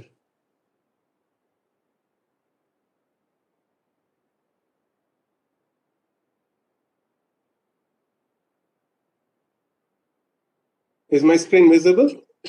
Yes. Okay. So I will try to, because you have heard the previous speakers, we heard about how a manufacturing plant, I mean, that part will be done, and more on the marketing side and the process side of it, how the innovation is going to help. I am coming from the research side. So I will try to give a technology-driven view of the innovation and how that can actually create the competitive advantage. So I will try to walk through some of the case studies that we have worked on, but through that maybe some message and something should be coming out, that what should be the way we go about it. So if we define innovation, so if we define innovation is, we see it like this. So innovation is a monetization of invention. So, and what we mean by monetization is that it has to create an impact either on the business side of it or in the social side of it. So either it makes money or it actually creates something which is important for the society. Both actually are important. But when you monetize it, you should monetize it with something that you have which is novel. And that is what we bring on the invention part, and that is what brings you the competitive advantage. So this is one way. So there are other ways also to do the competitive advantage, but technology-led innovation always brings competitive advantage because I am actually doing it in a new way, which it is difficult for my competitors to copy. And effectively, that is how we look at it. And I'm coming from the TCS Research Lab. We actually try to look at innovation and basically help our company to serve our customers with that kind of a intellectual property that is created out of this kind of innovation. And effectively, this invention-led innovation, if we look at it, so the business value of it always will be something that will be doing something that is better, cheaper, or faster as we go for any of the business things.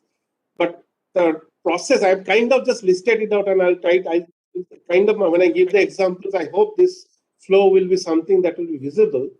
So we look at it more like a concept of a business-led problem definition. So first we have to understand what is my customer's problem. So the one part is you have to understand what is the problem, which is not solved, what is the pain area, and then you have to actually solve it with something new, in a new way, which we can protect and with something anybody else cannot copy, because then if we do it new and we can actually patent it, it will be difficult for other people to actually copy that. So that is the way we actually protect and bring the competitive advantage. So you actually have to look for a problem actually which is there for the customer, a pain area, and try to solve it in a new way. And obviously you have to demonstrate in the real field conditions that the patent help you to protect. And then once you have the intellectual property, you can productize that and then you can go for licensing and reuse around it and start building a product around it.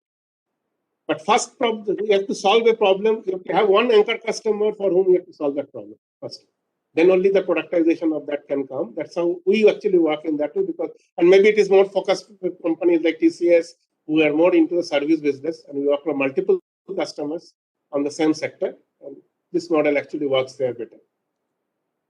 And so effectively, the way we look at it, that that's what the necessity is the mother of invention, innovation we call it, or we call it opportunistic innovation.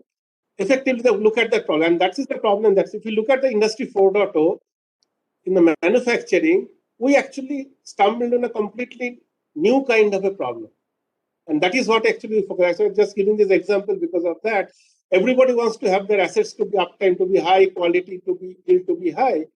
And if we know that in industry 4.0 using sensors, IoT, AI, you can do that. But what we realize that most of even in India, it will be more than, but all over the world, even in USA, more than 80% of the plant equipment are actually more than 25 years old. They don't have sensors on them. And you cannot put sensors on them because of operational issues, warranty issues, many other things. So how do you make them industry 4.0 compatible? So this became a problem statement. And it is opportunity area. What I'm telling, this is opportunity, and how do we actually try to sensorize this legacy processes and systems and take advantage industry 4.0. So that is the problem area we worked on. So I'll give examples. So this is from a steel plant. You can see this is the blast furnace where the coal actually gets fed. And the coal actually, when it goes in, it also a lot of other foreign particles gets mixed up there. Wood, concrete, everything gets mixed up. And if that goes into the crusher and the furnace, actually there is a big problem for the plant. But this picture, this foreign object that comes in because of the coal particle, it is all covered with coal dust. Everything is black. So you cannot use a camera or do something to solve this. So that was the problem statement. And we actually solved it. That's what we solved it by the concept called polarization camera, which can also look at the material, not only the color. And we actually could solve it by doing this kind of a thing. I'm just giving the examples. I'm not going to go into technical details of it, but effectively and now it is kind of, once we have done it, we are saying this can be now applied in multiple such scenarios. But starting point was actually working on a real problem, and we solved that. So this is one example. Second example, again, it was another which is one of our US customers where they're one of the largest car seat manufacturers in the world. And they're extremely finicky about the quality of the car seat. And they wanted to, if any small wrinkle is there as the seat, this assembly line they're moving, they want to reject that seat. And that has to happen in real time. And the challenge that was given to us that how we can actually build a vision camera-based system which can detect that wrinkle using AI, but AI usually in this kind of things, it takes a lot of time to run. How we can actually efficiently build which can run in real time, so that in the assembly line itself, you can reject this set as it gets produced. And also if some process issues are there, that can be corrected. So that is a second kind of a problem. I'm giving an example that how we can actually do it. And to do that, we actually applied a new technology called edge computing. People are, I think, are hearing about it. Cloud computing, AI is coming into the edge or near to the on-premise kind of a computing, and we actually have to use it to deliver this. The third example is a more of academic. Here we are working with IIT Kharagpur. So where this concept they have is this friction stir welding machine, which is a very interesting welding concept, where you can weld plastic with metal very easily. And it has a transformative, disruptive effect in the many car industry and many other industries actually have an effect. It is a very complex process which actually uses pressure to kind of put the materials in the plasma state to weld. That is the way it kind of happens. You can see that in the picture. There is something that puts a pressure on the things and it melts. So this complex model actually what we to do this, how to maintain the quality of the welding. That was the challenge because it is a very complex process. The quality of welding was very, very subjective and it was kind of varying. So we actually used the IoT-based concept of a digital twin with IIT Kharagpur, which used the physics and the data together. and then tried to actually create this, and we could actually do the quality control of the welding. I'm just giving the example and leaving it at this point. And this actually got covered pretty well recently to the government, because it has the partnership with IIT Kharagpur, and it got in the government of India, got a lot of press, this solution that actually was brought in, but conceptually. But effectively, what I was trying, so how did he do it? So one part I think was called, what was told, that ecosystem. Extremely important is you have to first realize we cannot do it alone. So there has to be ecosystem, and everything may not be there. There is academic, research, student community. There are research labs, industry bodies, and business teams. And on the other side, there are startups, MSMEs, and industry other partners. So we have to, for a given problem, we have to choose the right ecosystem for that, and who is better at that, and actually have to come together. Each of the solutions we are doing, we actually have multiple stakeholders involved to do Dr. that. Paul, you need to hurry up now. Yeah, I have only one more slide. That's okay. And we have to also look at new models of collaboration. I think it is important. Like, there are different, government is doing a lot of things now.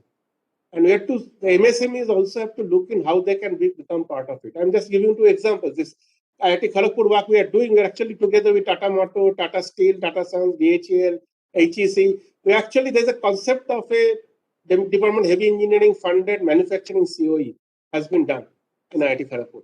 And this is a consortium. And MSMEs also can become part of it. It's a 100 crore setup with all state-of-the-art equipment. So people, you have to you can take advantage of this, become a member of this, and we can do a lot of things. So that is one part. The second part is this research park concept that is coming up in the IITs. We're already part of the IIT Madras Research Park, which is giving space to all startups, MSMEs, and other research labs like us. Same thing we're doing with IIT Kharagpur here and many other places. So these are 2 models which can be very, I think, effective way to engage for MSMEs with the academia, because which can be important for this anything that is technology-led innovation. And with that, I'll end. This is the last slide, but the important thing is this is something that was given by Professor Clayton Christensen, who was one of our research here there, who was a management guru. This innovators dilemma is very important for any company to actually look at, that whether you actually go for an incremental innovation and then get bitten by somebody who disrupts it, or you yourself disrupts your own business. So, and start something new. So with that, I'll end. Thank you. Thank you, Dr. Paul. It was quite informative, and it is very nice to know the kind of things you all are engaged with. And I hope that someday the nation will get the benefit of all these innovative efforts, and it should not be much longer. I don't know by what time you'll be able to come out with some practical result with the effort which is ongoing with the IIT Kharagpur. And I do not know whether any MSME is already a partner of this particular initiative. If not, but yes, today I believe many of them are connected. Some of them definitely would like to take advantage of this information. Thanks once again. Next, what we have is Mr. Avinash Kumar, who is a founder and the CEO of Live and Sense Technologies.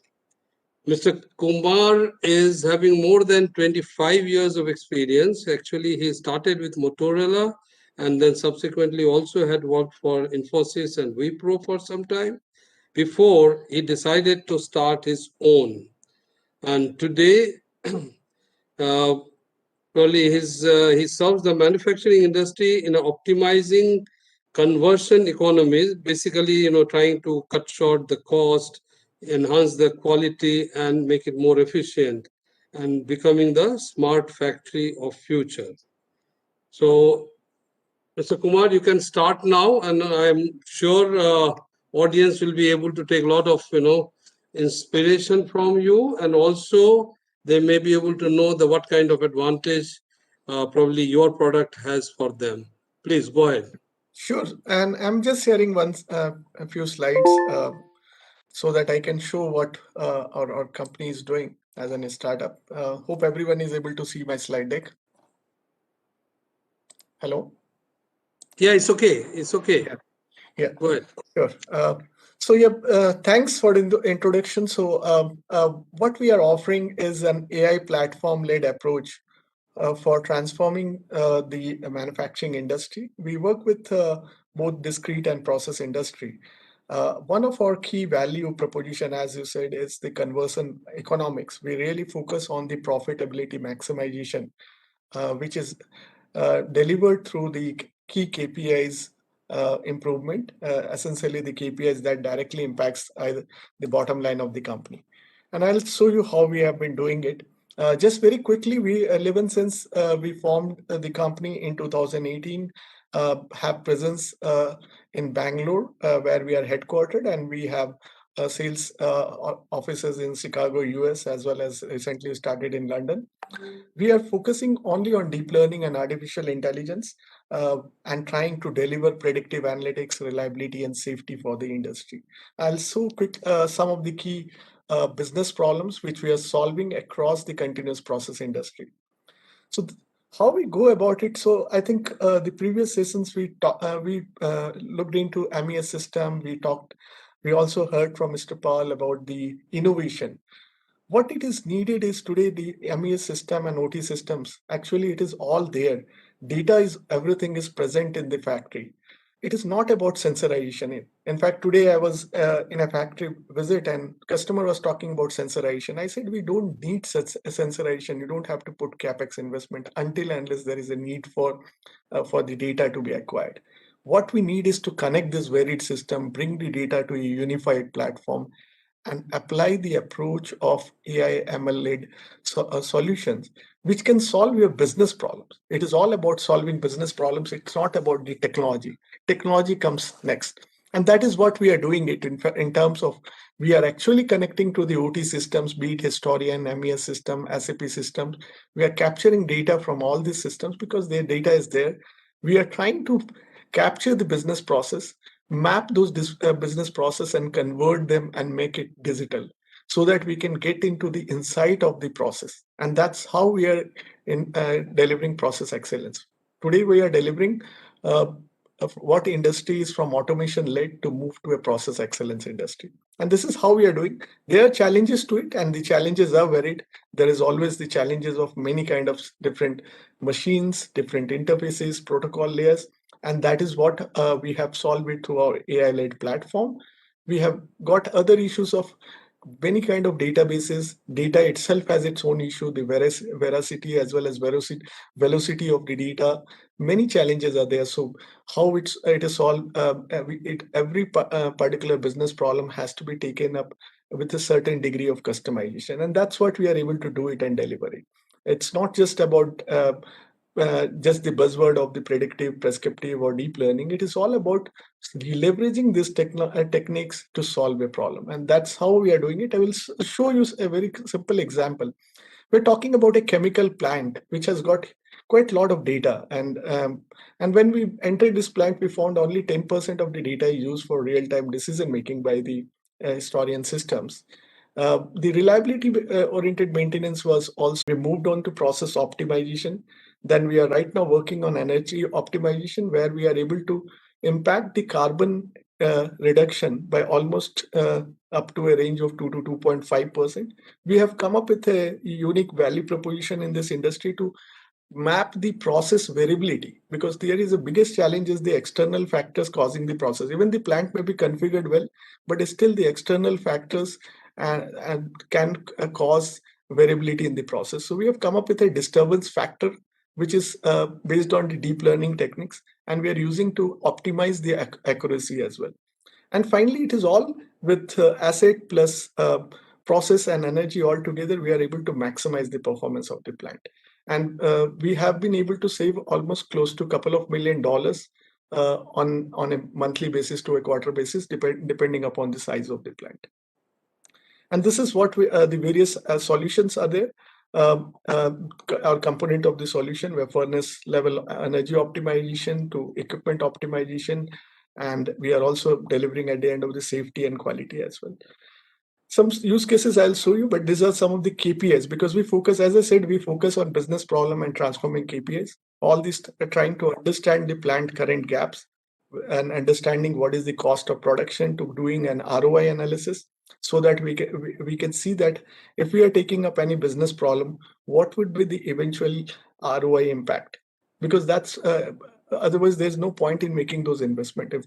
And that is how we have been looking into it. Energy efficiency, definitely, it's most one of the things which was seen commonly across most of the industries, whether discrete or process.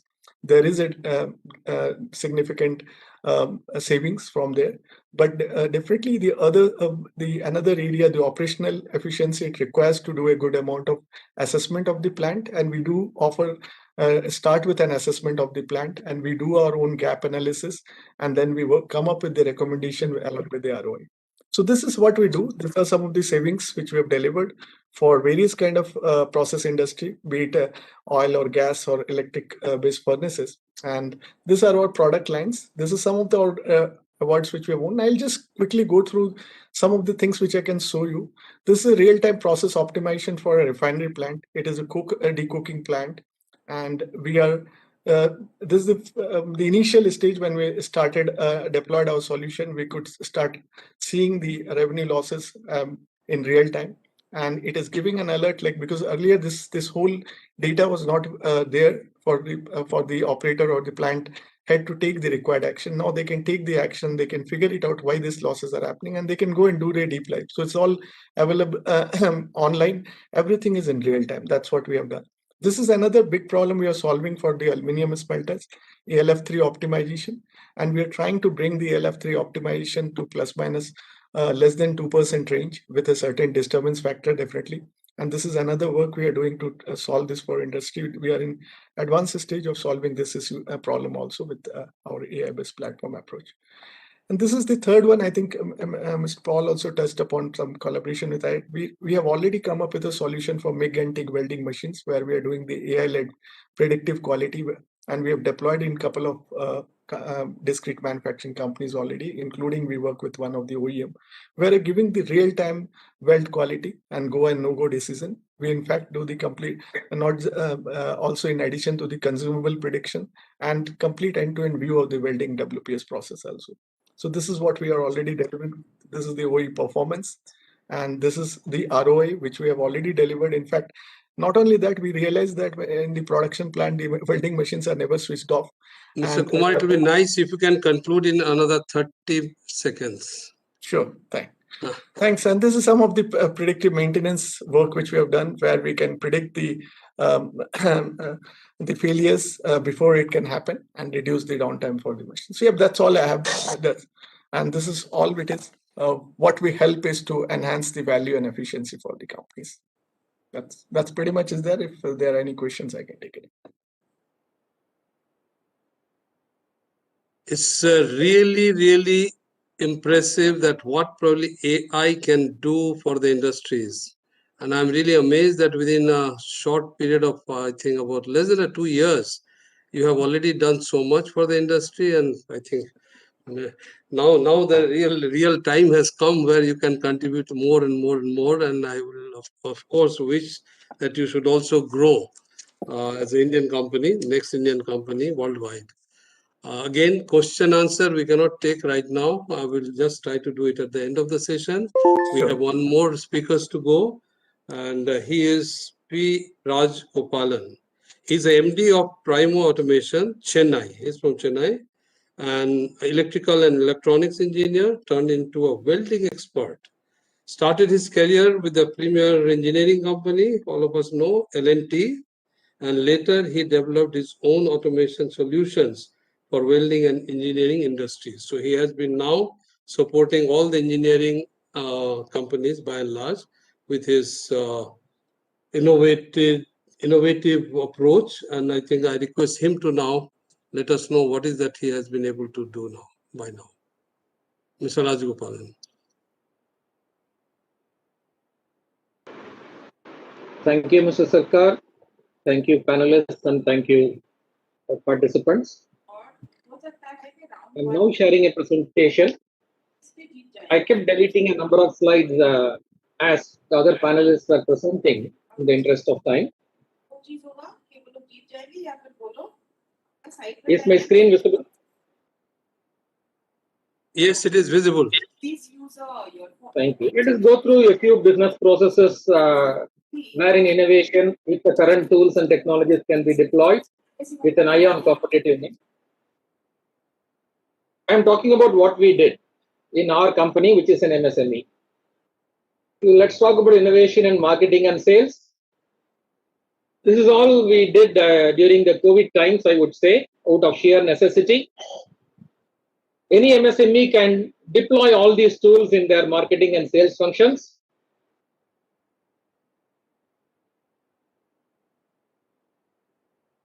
Just hold on, I'm getting some additional screens. Yeah. We can bring in CRM into place. We can do content marketing with blogs. We can optimize our website to be SEO friendly.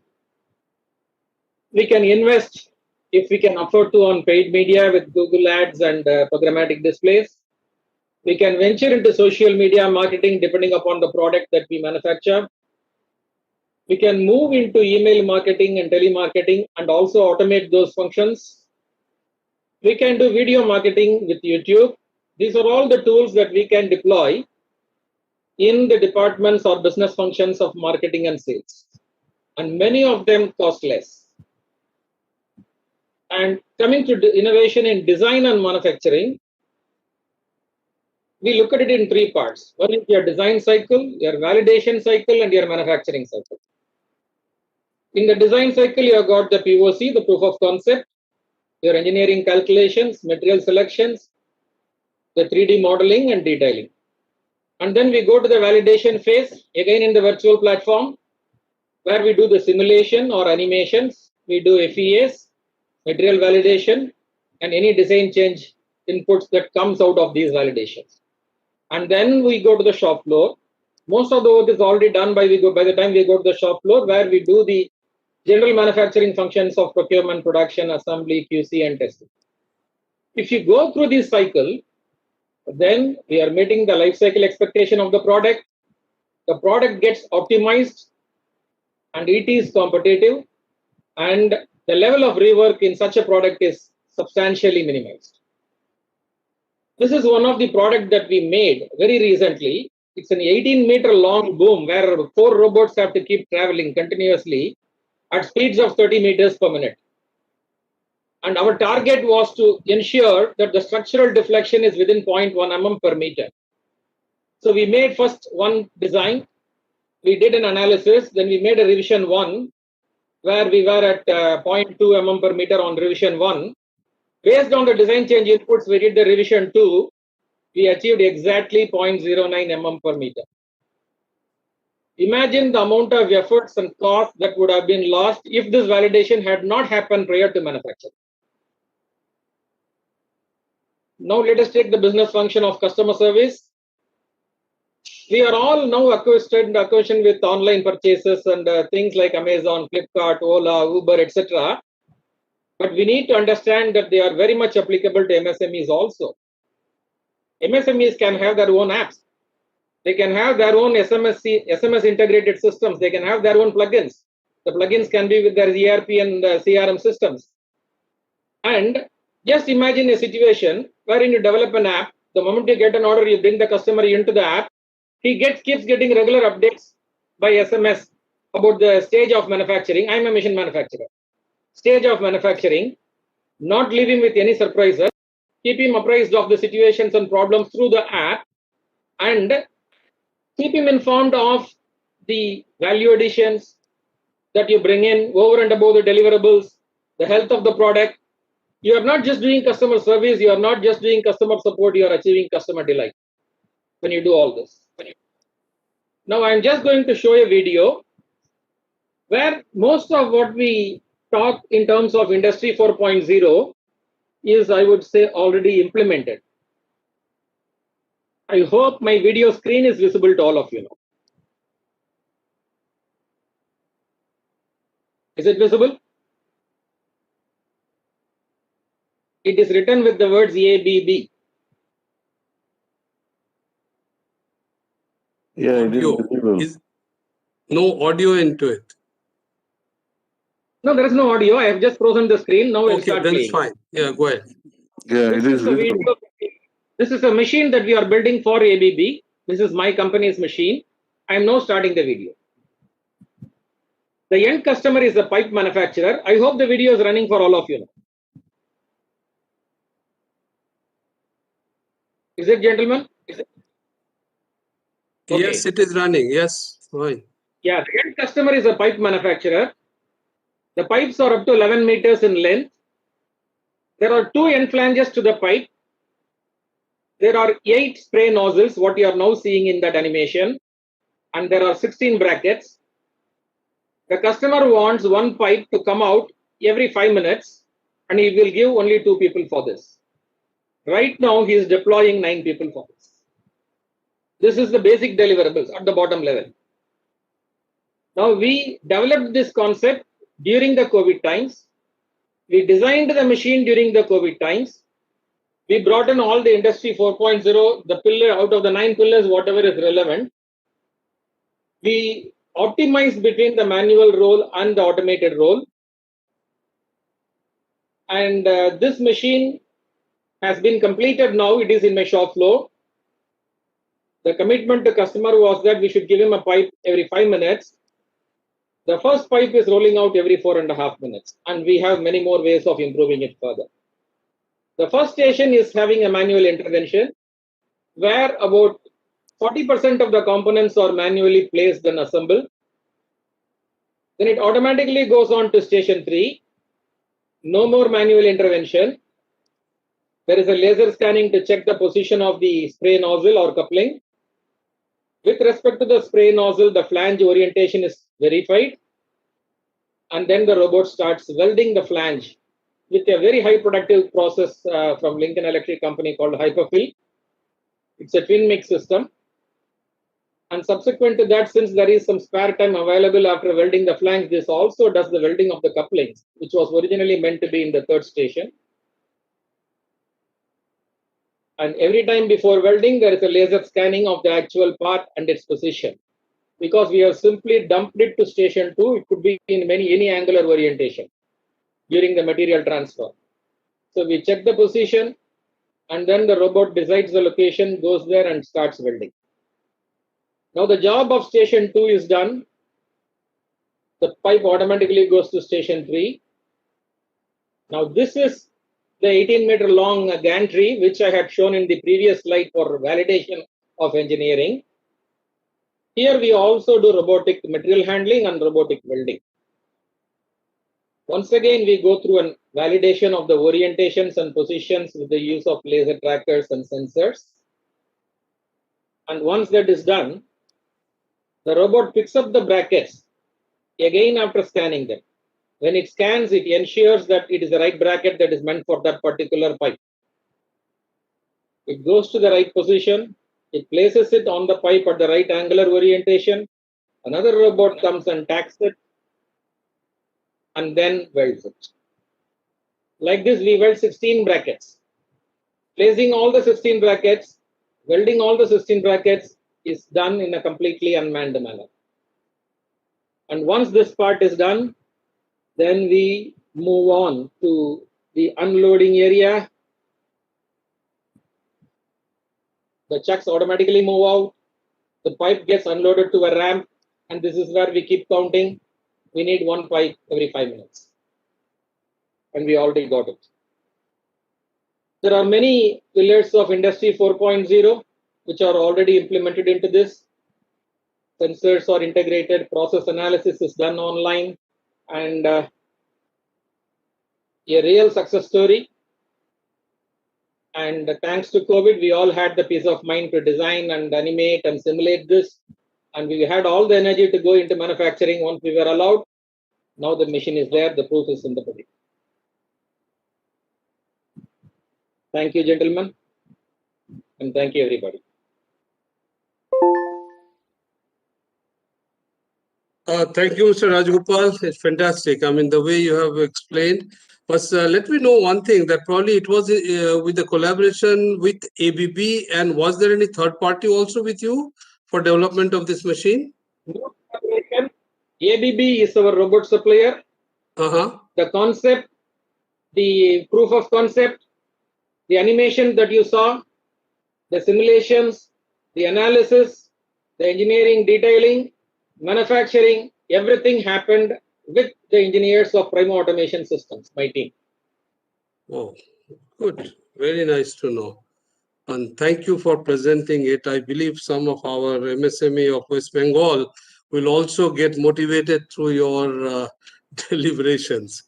With that, we are already at the end of the session, in the sense the speakers have already shared their views and whatever they had to say and whatever they have to present. I don't know, Shayantan, do we have some more time to pick up few questions? Yes, sir. Shayantan? So, yes, sir. Yes, sir. Can you tell me at least 2 questions, let's say, and also let us know the question is addressed to whom? Yes. So, the first question is for Dr. Rajesh Khoshla. This is how reliable is the system in terms of correcting the data manually because of sensor failure? It may be quite irritating to correct every time. It's not every time the sensor fails, but once in a while, if the sensor does fail, then you can take the data manually, and once you fix the sensor, the data is already getting recorded into the system. So you can cross-check with that. That is possible. Thank you, sir. I think in our case, it so happened because the molten lead is used, and sometimes the molten lead might fall onto the sensor, and the sensor can go, it may not, it may start non-functioning. But otherwise, generally, you don't have a sensor failing on and off like this. But even if it does fail, you can do a manual check till that time, and then later on, once the sensor is up and running, you can cross-check with the data which is getting recorded in the system.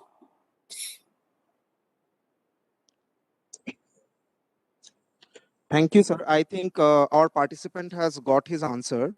The second is from another gentleman who has this. This is not a question, so this is a suggestion to Dr. Orpon Pal.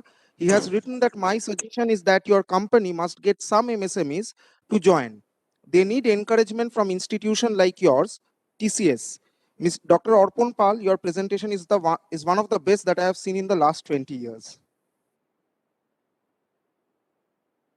Okay, thank you. So my answer is that yes, there are TCS is already working with quite a bit of MSMEs and startups. We have a ecosystem which we call as co-innovation network, COIN, and through that we are working. And also we are also working into that ecosystem also through our academic partners, like the way I told in the IIT Kharagpur.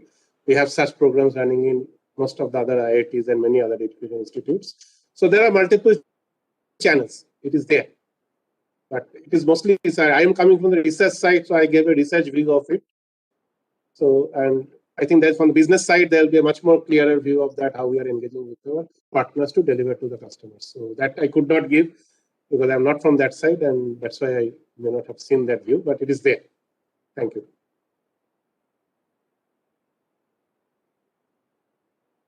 Thank you, sir. So that is all from the Q&A session. That is all.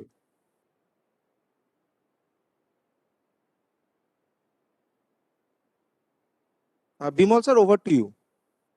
Thank you, Shayantan. And now I'm going back to the question which I had raised right at the beginning of the session.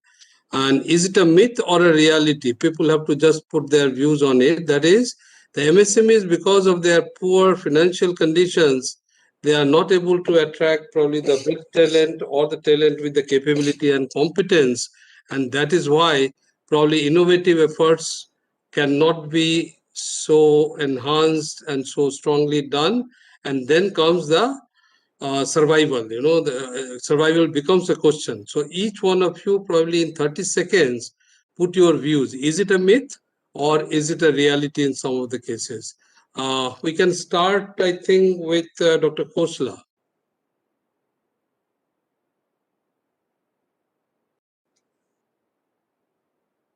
Sorry, could you just come again with your question? I think there was a bad coverage issue. It is said that MSMEs, most of them, are financially not very strong.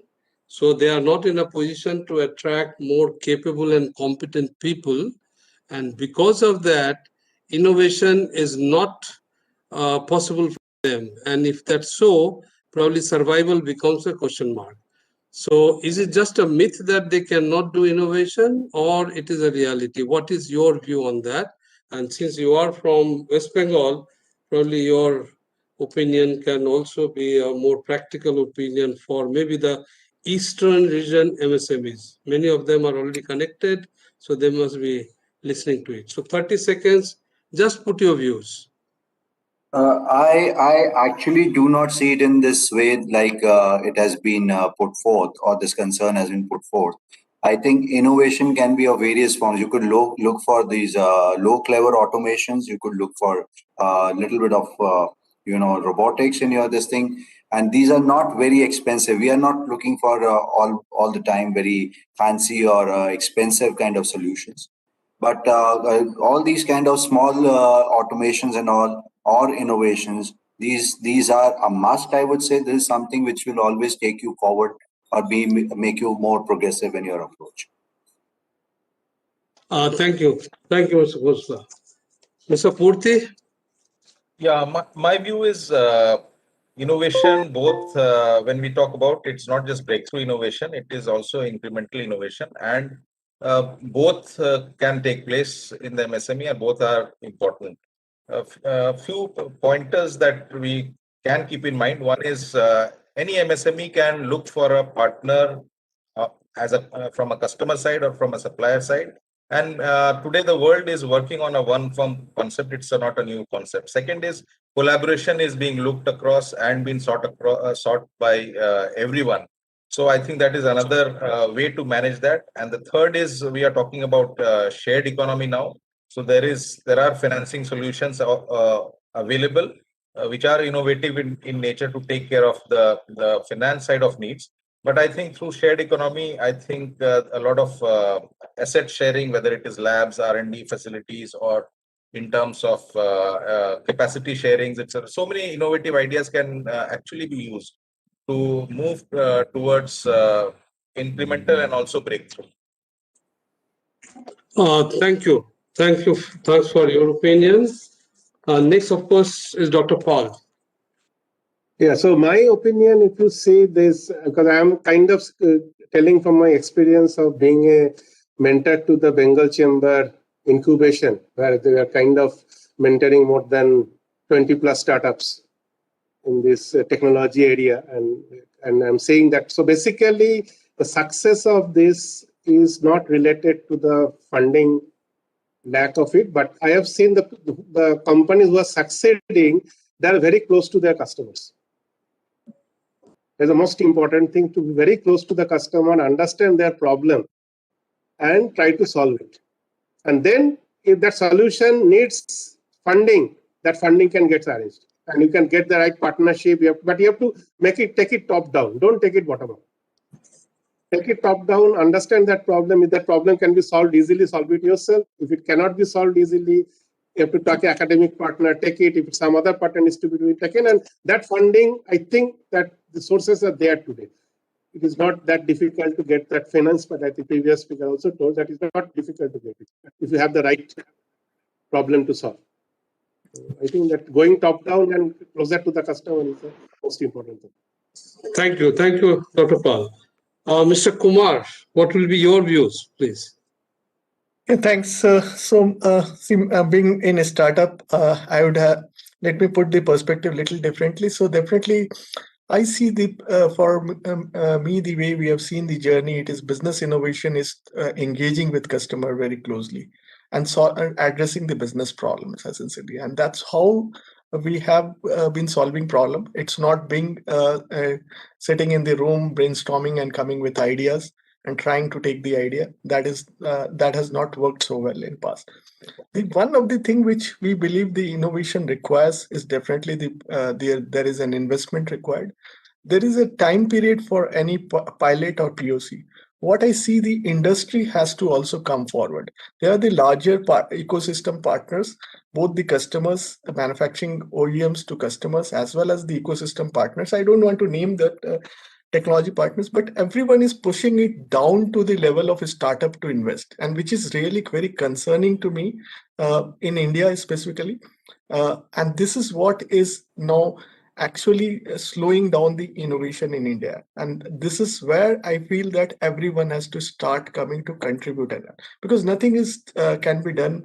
No innovation can happen without money and without investment. So while the startups are doing their bit, they are a larger organization, and everyone has to understand what the cost of such an innovation is. This is what I think I want to bring it up, because this forum, rest is, I think it's all about working closely with customer. This is what even we have experienced, and we have been quite successful in that journey by working, understanding the business problem and driving it from the top-down approach. Thank you. Thank you. Mr. Raj Gopal. As if innovation is an option to an MSME, I humbly disagree. Innovation is mandatory. And it is not necessary that innovation is always expensive. Innovation, when you look at innovation, you also have to look at the return on the investment made. During the COVID times, we invested approximately, I'm just telling you out of my mind, maybe ₹1 million on the sales and marketing areas of our functions to implement those points, what I had shown in my presentation. And trust me, today my weekly inflow of inquiries, or rather let us put it monthly, my monthly inflow of inquiries is equivalent to my annual turnover. Who wouldn't invest ₹1 million if that is what is the return? Number one. And number two is, in terms of cost, I remember a WhatsApp message that came to me a few months ago. It has gone into my mind very deeply. There was a soap factory that had a few cartons of soap that was still going to the customer as an empty cartons. Very, very small percentage in ppm, but that was denting the reputation of the company. They were willing to invest any amount of money to solve the problem. They constituted a team, and the team finally settled on an X-ray diffraction microscopy as a method which would look into the carton to see whether the soap is there, and ask for a few $1,000s of budget. One senior operator came and said that I can solve it with $100. They gave him the money. He brought a fan with an electronic speed control fitted to it, just placed it on the side of the conveyor where the soap carton keeps moving, set the speed at exactly the level which can blow out an empty carton but cannot blow out a carton with the soap. And they all got the job done. So innovation need not necessarily be expensive, and innovation for us has been a need for survival also. We were making a machine which produced about 1,000 tons of welded beams every month, with the price tag of about 2 crores, and used to sell 4 machines a year. We developed a machine which could only produce 750 tons with a price tag of 70 lakhs. My numbers doubled. Then 3 years ago, I developed a machine which can only produce 300 tons of beams per month with a price tag of 50 lakhs. I am now making 3 machines per month. So innovation, for me, it's not an option. It should be a priority. For the MSMEs, all the more reason to be. Yes. So just to ultimately, we decide that it is just a myth that MSMEs cannot afford to go for innovation. Yes, as it is already told, there need not be a radical kind of innovation. There could be some evolving kind, which is always possible, and certain ideas which came up that probably the technological solutions going for the new technology, more advanced equipment, which should be much lesser in terms of investment, and that can be done. But out of all, what came out is, most importantly, is a participation and collaboration. Participation with at least the customers, and the collaboration could be in many ways. It could be through the institutions, educational institutions, through government agencies, through even the some other finance companies. So there are many ways. So ultimately, what we say that if there is a will, there is a way. So with that, I would like to thank all the speakers of the day.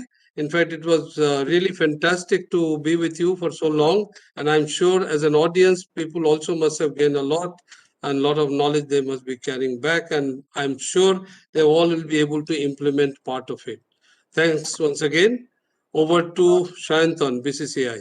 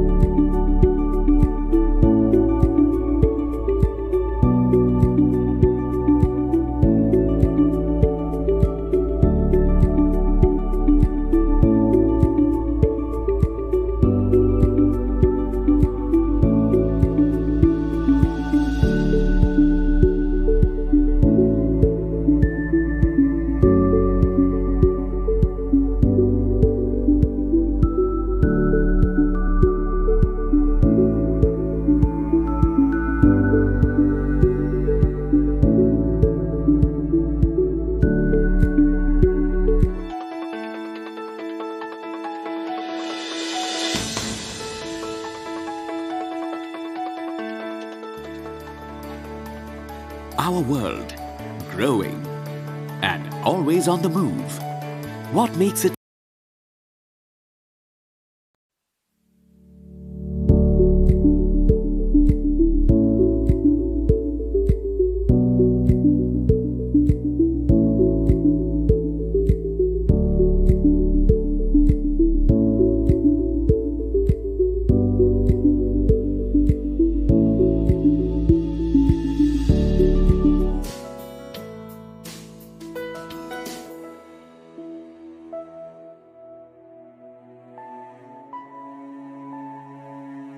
वैसे घर लौटने की जल्दी तो सबको है,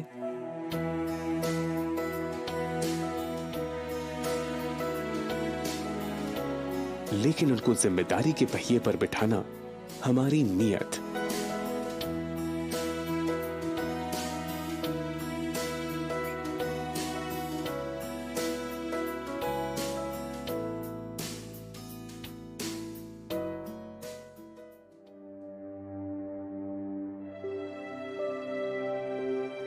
घर के अंदर की खुशियां कौन नहीं चाहता।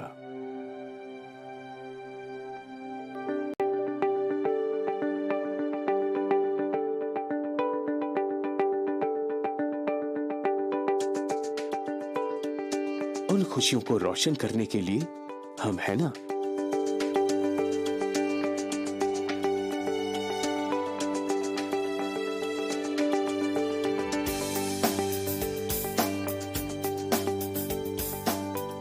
Tata Astrum has been changing the story ever since it launched as a brand in 2012. From the very beginning, it stood apart, redefining standards of excellence. From steel making to final finishing, the entire production line incorporates state-of-the-art technology and quality processes. Tata Astrum has touched the emerging corporate ecosystem with ever-widening product and service offerings, relentlessly expanding its channel and service center reach. Channel strength has expanded from 21 channel partners at launch to 75 channel partners today. Sales force strength has shot up to 350 plus. Channel capability building and enhancement are a real priority. Today, the team serves 10,000 customers against the customer base of 1,500 customers in FY13. In 2016, Tata Astrum harnessed its potential with the unveiling of Tata Steel's Kalinganagar plant. Width and thickness range has enhanced. High-strength grades introduced and Tata Astrum Solar was launched to meet the needs of India's changing energy landscape.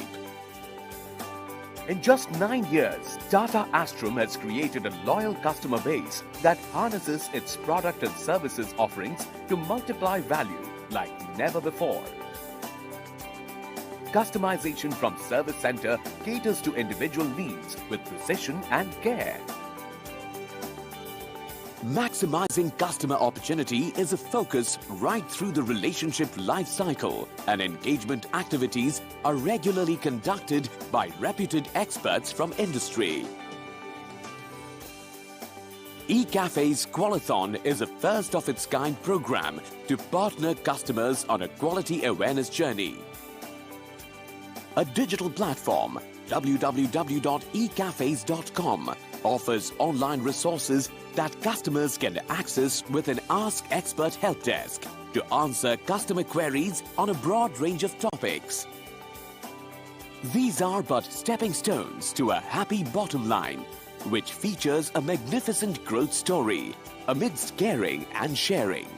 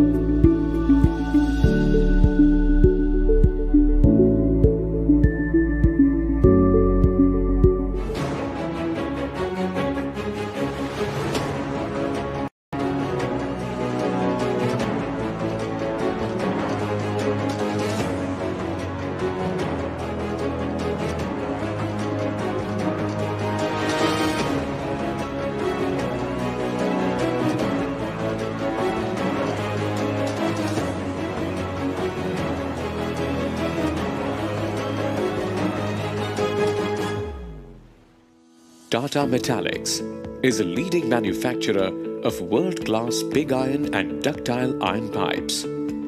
Commissioned in 1994, Tata Metallics is one of the stars of the global conglomerate, the Tata Group. Like a crusader, Tata Metallics has overcome many challenges to rise like a phoenix, successfully consolidated its leadership position in the industry with the vision of reaching tomorrow first. Tata Metallics has ensured sustainable growth through its 6 strategic business priorities.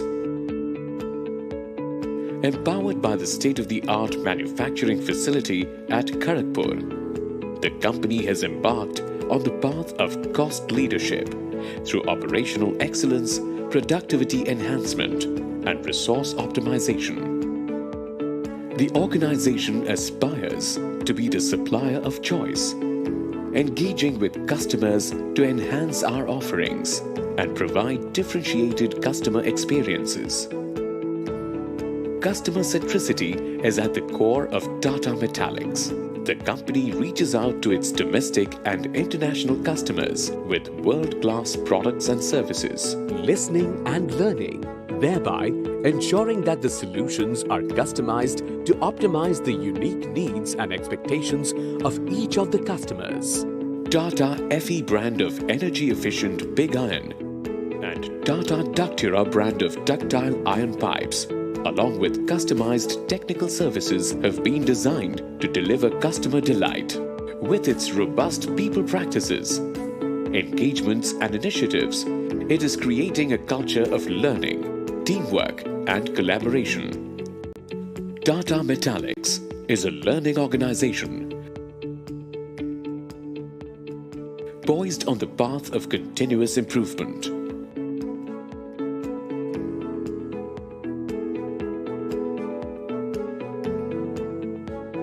Automation and digitization processes are the pivot to innovate and excel.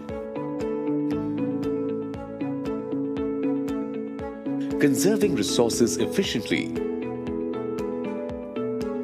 by actively following a reduce, reuse, recycle principle towards sustainable growth.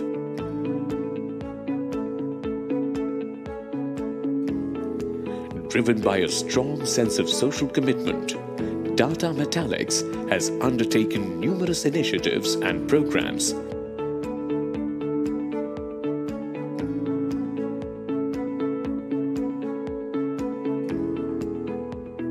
designed to enhance and improve the quality of life of the communities around Kharagpur and Kolkata.